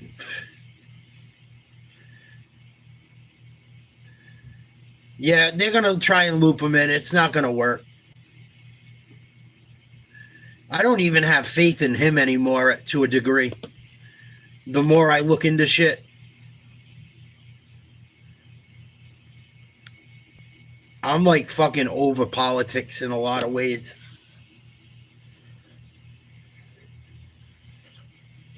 I just think Trump was the better choice. That's why I chose him.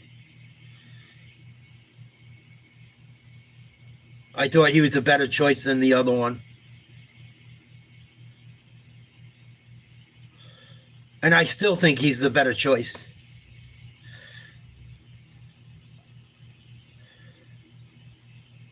Yeah, I agree.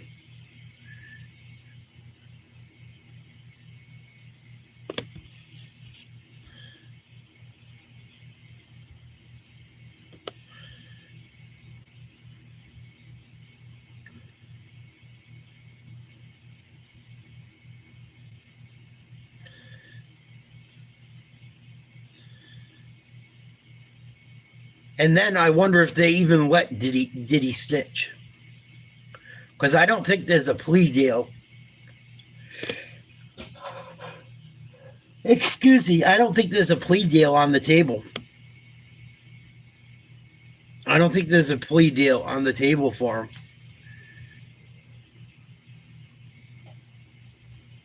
So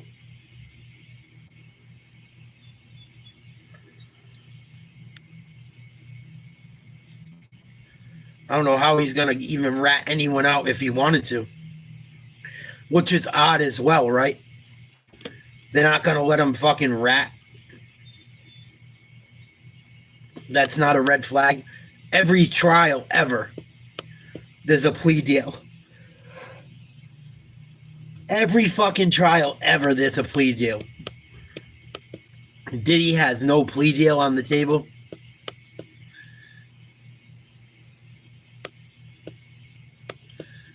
I don't know. I got a bad feeling he's going to get off.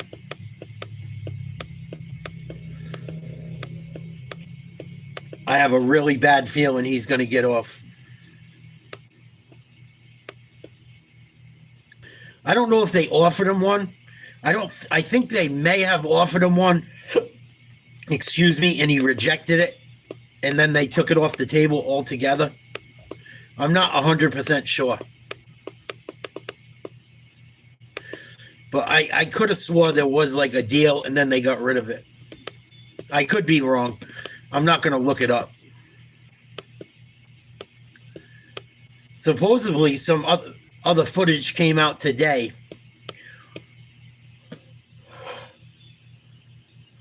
of rappers and celebrities on camera talking to Diddy.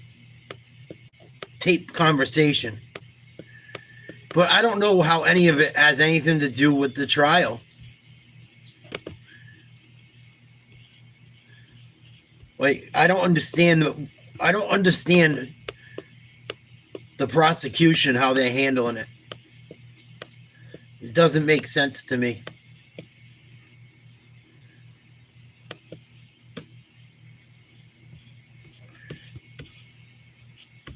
Odin Valhalla Rising, now available on mobile and PC.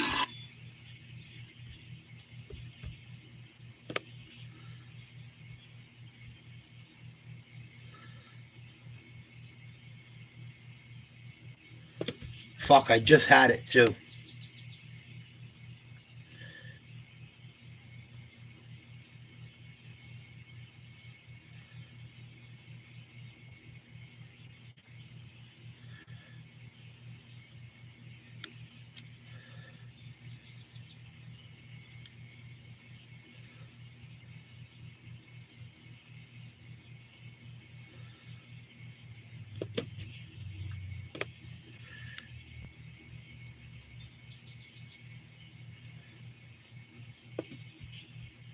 I want to try and find that tape.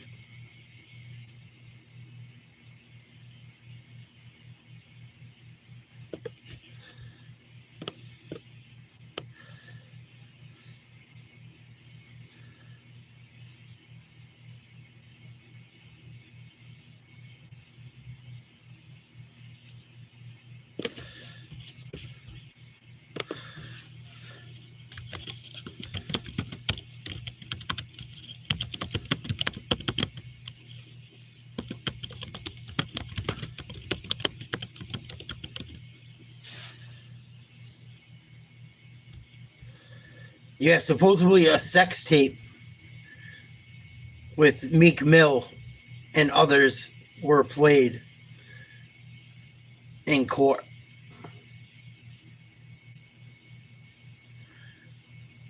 Supposedly it's got Will Smith in it too.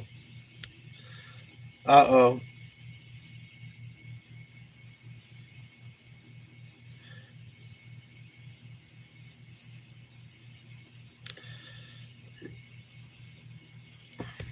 And he was like good friends. Like, look at this shit objectively. He's like best buddies with fucking Ellen, another piece of dog shit. Look at Ellen. Ellen was horrible to her employees. Like a complete piece of dog shit. Like, it's all these people treat people like shit. They all end up being best buddies with each other.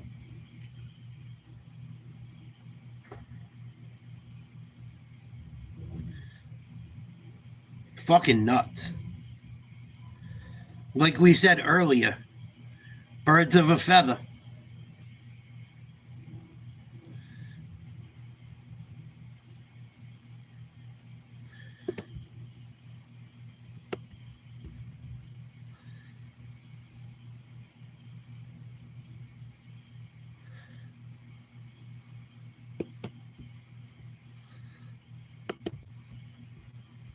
You ever have one of those moments where you hear something so wild, so jaw-dropping, you're not even sure if it's real? That's exactly where the internet is right now, because what just went down in that courtroom involving Diddy, Will Smith, and Meek Mill has people frozen. Like real frozen. No rumors, no clickbait. We're talking about actual courtroom moments that left people speechless. A bombshell audio clip allegedly played behind closed doors has cracked this case wide open.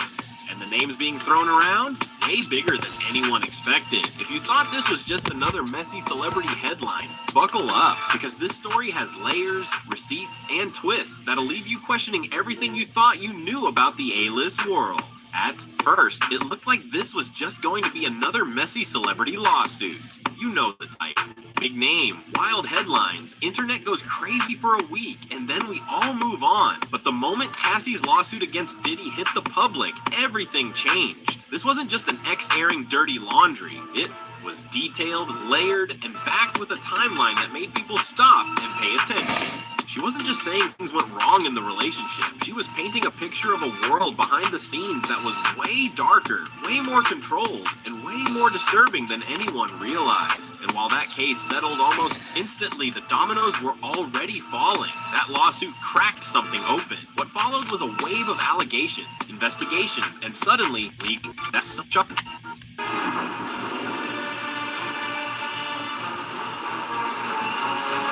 That's when things got real, because instead of just one person's word against another, you had overlapping details. What started at investing just to say the confusion.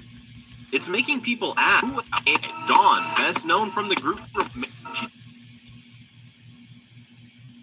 is unfolding. Even whispers are landing like bombs. Will tried to shut it all down fast. He put out a strong denial, saying it was nonsense and that he had no involvement. But the internet wasn't having it. The second he said, "I wasn't anywhere near that man," users flooded social media with photos, videos, and event clips showing Will and Diddy side by side, smiling, partying, and clearly connected. And just like that, the court of public opinion kicked in.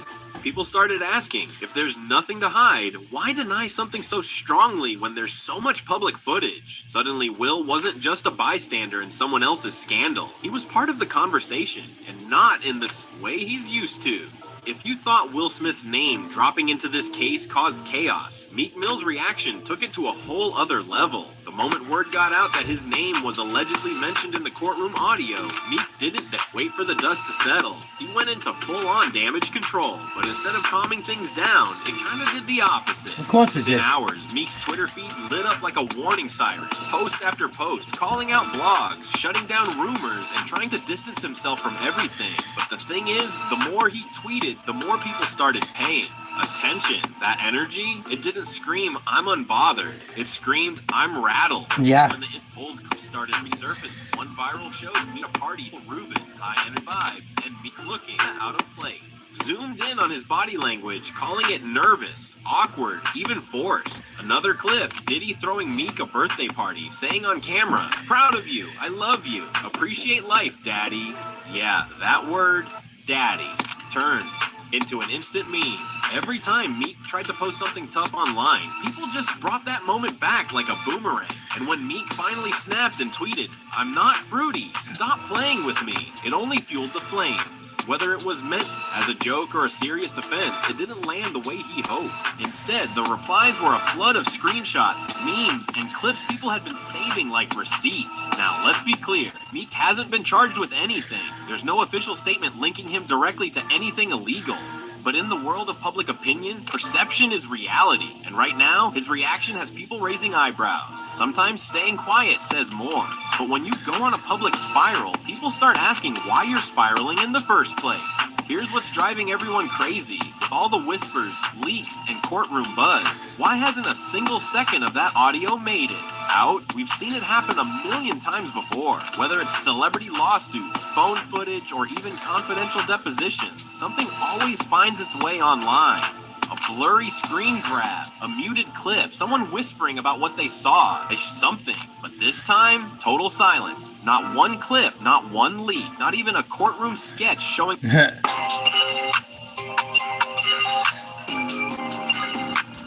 Disturbing preserving footage of Diddy's Freak-Off Island, to doing these satanic rituals caught on camera at an auction when he's the weirdest Freak-Off Island, to doing... Let's check out the 20th weirdest Diddy videos.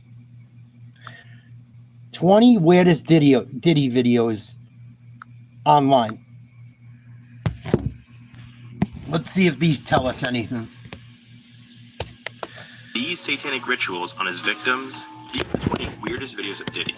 And first up, Diddy was caught on camera at an auction when he sold something terrifying. Excuse me, I don't mean to interrupt you. And I would like to auction something off, okay?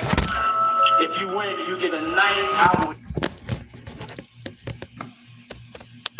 Diddy. Saturday night in New York. And I promise you, your ass will wake up Wednesday laying beside me. And if you think that he's joking, check out number 9. And if you think that he's joking, check out number 19 on our list. For all those in London that don't know what happens to the white man when he comes to a P. Diddy party, this is what happens to the white man. Face down, ass up. It's so unfortunate. You gotta pull back though, so you can see. That's crazy. Matt, move out the way. You're still alive. Look at that. Look, what you gonna drink on his head? And that's James from Simeon Mobile Disco. He is an actual DJ. Not supposed to pass out, but when they come to one of my parties, this is what happens to them. Yeah, and that's not the only dude. Because you drugged his ass, Because is number right. 18, Diddy and Biggie were caught on camera being more than just friends. I look at him like, I say, Jesus. And brother, he just... Yeah. Weird shit. When you look back at the feel videos. Like it's known at this point that... Weird shit. Next question is... Than just friends. I look at him like, I say... Look at Biggie in this video. Like playing with his fucking hand like a cat. Camera being more than just friends. I look at him like, I say, Jesus. And next question is... Bruh. Hey, real talk. Hey, brothers. Yeah, I don't give a damn how close my everything. Crazy. And if anything, Diddy treats his boyfriends better than his girlfriends. That's crazy. Because next up at number 17, Diddy got I mean, it's crazy to see it. First time I friend Cassie, and decided to post a TikTok to humiliate her online. What you gotta say now? Why would he post? What you gotta say now? You ain't got to say. Now for number 16. At this point, everyone kind of knew Diddy was up to no good, which is exactly why Jimmy Fallon exposed him in 2016. You used to invite me to your parties. You did. Yeah. You did. I remember I got an invite from you once. This is true. You used to have these crazy parties, and one invite was it self-destructed. It was you talking, and it said you gave the information of where the party was, and then it said this message was self-destructed. I'm very high concept. Look, Diddy was clearly destroying evidence. However, he wasn't able to destroy everything. Because at number 15, Diddy once beat his own girlfriend on camera and tried to hide that AI, bro. That ain't really him. Lil ID, bro. That's like friend on CNN released never before seen her. And after the footage was released, it was revealed Diddy tried to pay the hotel $50,000 closest to him. I'm all single. Yeah, for real. We gotta go with that. I heard that them two, like, she been fucking on him since he was a little boy. It's like, baby, she come with me to the strip club. I don't care. For real. But it gets even weirder. Because after watching number 13 on our list, I think Diddy wants to be his mom. See, one night, Diddy hopped on Snapchat. Weirdo shit. We come in, get him out. This was a something. Cash, what up? So, we going to Toronto. I've seen this one. They got like a filter on him. Keep it stay, bro. James on the whatnot. We gotta talk about number 12, because this man Diddy loves kissing men. See, weird shit. Diddy was doing an interview with Birdman, and at first, Diddy was kind of feeling him up. Oh, yeah, I see it.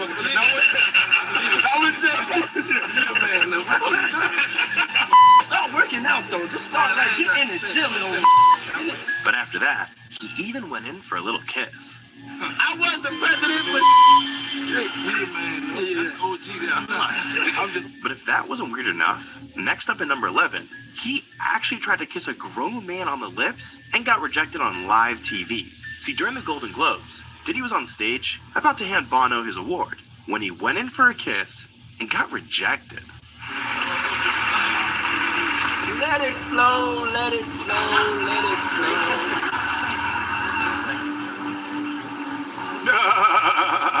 Even Bono ain't that gay. Get your ass away Now from look, me. we hit the top 10 now, so these videos aren't just weird, they're downright deranged. And we gotta mention the fact that Diddy once revealed his darkest secret to the entire world. See, in 2004, Diddy was on the Conan O'Brien show when he told everyone how he gets ready for his freak-offs. I don't know if this is just made up myth or if this is true, but I'm told that when you go to a hotel, anytime you go to a hotel, you don't just check in the way everybody else does. You send someone ahead to prepare the hotel room for you. It's called preparing the sexy. What's preparing the sexy? I mean, when I walk in, I definitely take pride in being the originator of the preparation of the sexy. Yes. Yes, and that's candles. I like candles. I like tuberose. That's a smell. I like that scent. I'm attracted to scent. What kind of tuberose? Tuberose. Yes. Okay, it's a scent you like. Yes, it's a scent. Okay. You know, I like lilies. I like white orchids. You know, roses, things of that nature. I'm into baths. You know, so I like my bath at the right temperature. It's just little things that I personally like. I like my room to be sexy. Gay as fuck. But Diddy gets even weirder with his own friends. Because for number 9, Diddy filmed himself flirting with Meek Mill. Yo, what's up, King Son? Man, you doing it, man. You deserve it, Daddy. You putting in that work. Proud of you. I love you. The video of, I gotta find it. Meek Mill talking about he had to turn on his king. And if you think that's creepy, pay attention to Diddy's reaction after what Meek Mill says right here.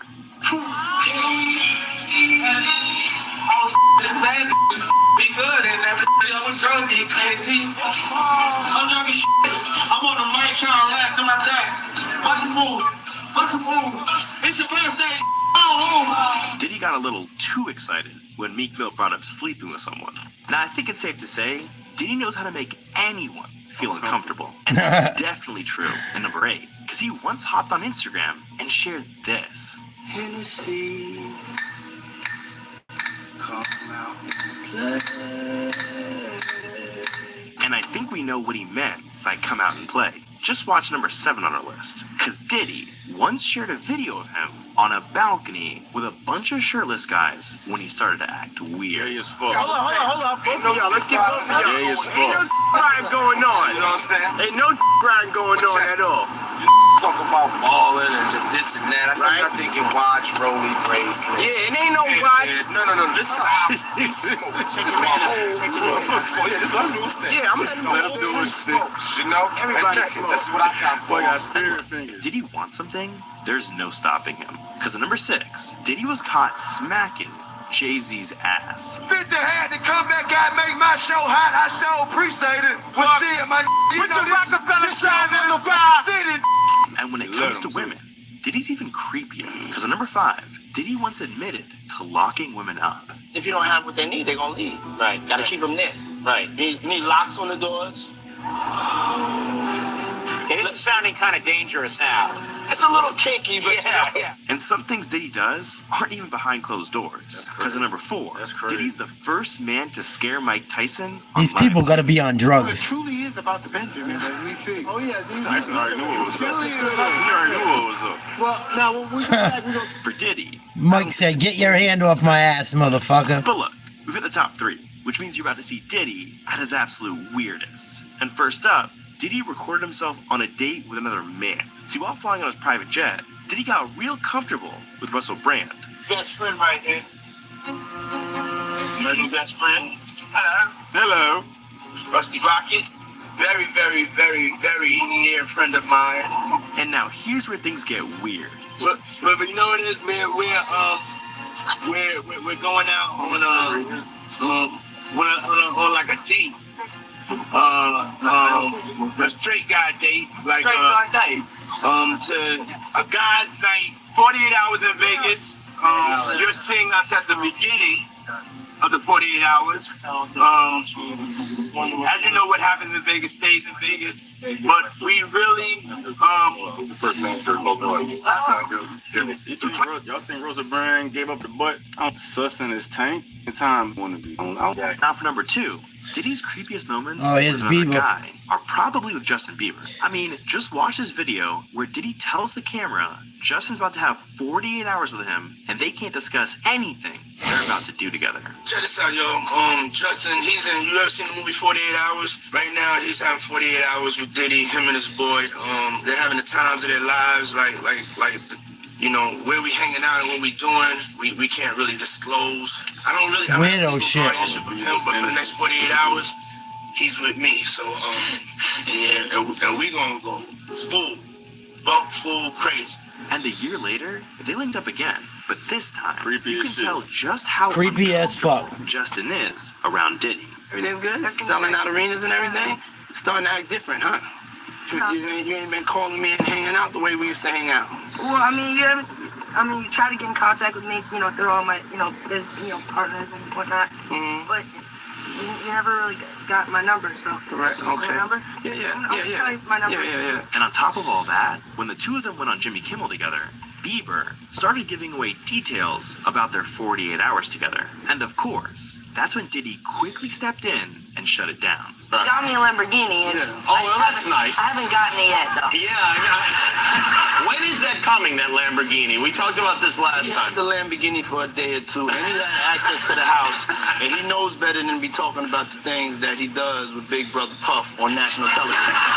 But look, before Oh, we God. get to Diddy's creepiest moment of all time, we have 2 honorable mentions. And first up, what if I told you there's proof Diddy performs strange satanic-like rituals on his party guests? See, in 2004, Diddy threw himself a birthday party that appeared to be just like the rest. He invited celebrities like Will Smith, Owen Wilson, and a bunch of the famous people to come over, have drinks, and eat dinner. But when it was time for the food to come out, that's when things took a dark turn. Robert Kraft. Came a table full of grapes, chocolate-covered strawberries, girl. and a woman lying on her back, Ain't no damn fully woman. nude. If that was 13-year-old girl. creepy Nuts. enough, Diddy lit up multiple candles and had his guests worship the woman. Then, everyone proceeded to eat food Weirdo right shit. off her body. The creepiest part is, Eating off a woman's body 20 naked, you don't years know. Until someone dug these up. What other creepy photos and videos will come out soon? But anyways, it gets even creepier in our second honorable mention, because we got to talk about the time in 2017 when Diddy got way too drunk on a podcast and accidentally showed his true self. Just pay attention to how he makes an entire grown man terrified. Happy birthday to you. Woo! Birthday, you're fabulous. The only they got the name that I want. Happy birthday to you. Yeah, I love this drink. Will you move my back? I like when you like this, Daddy. You scrape it and scrape it. I like when you Look at Jadakiss. Jadakiss wants to puke. like that. Make a wish. Jadakiss wants to run for his fucking life. So does Fabulous. But Jadakiss is disgusted, you can tell. Birthday every day. And now, this is when he pressures one. Jadakiss got his hood up. Bruh, Diddy. He don't even want to look like he's paying attention. Fruit pop. I'm saying, it seems like a thing. I miss his birthday party, man. Man, I'm talking about for your birthday. Huh? Why won't you party with me for your birthday, man? You want that butt. For my birthday before you came to my party. You want that butt. You ain't never really party, you know what I'm saying? Eyes, brother, man. Eyes. Fab talking to Flood and Fab. Fab walked in. Don't do that. Yeah, that's why I said he was talking to Flood. He was picking up from right there.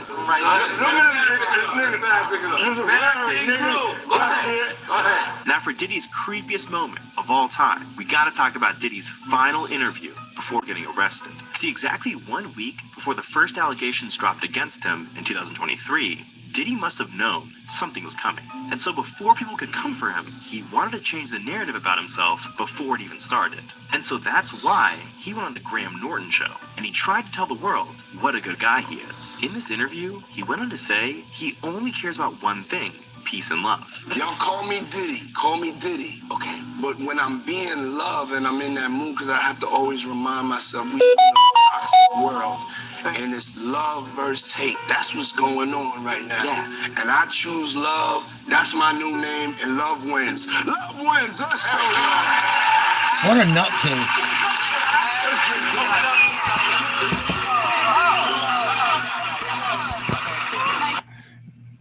That dude's like a supervillain. Holy shit.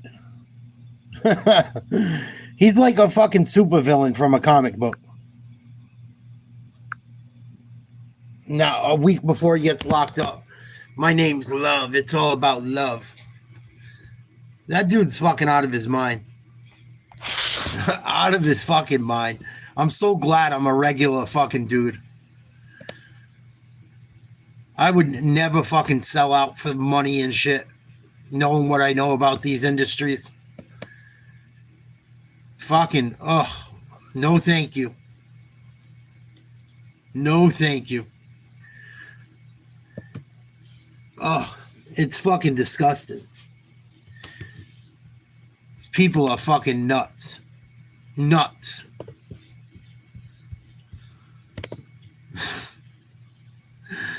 What a fucking nutty fucking world we live in.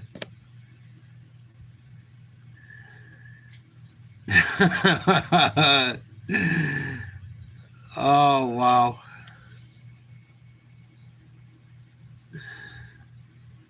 Yeah, I heard that story, Jet. They gotta fucking take big chunks of money because he fucking has huge orgies and destroys every room he's in. Fucking nuts. Nuts. Complete industry of scum. Complete industry of scumbags.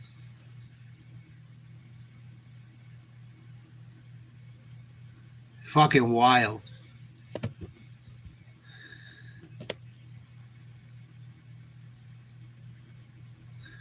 Can't make this shit up.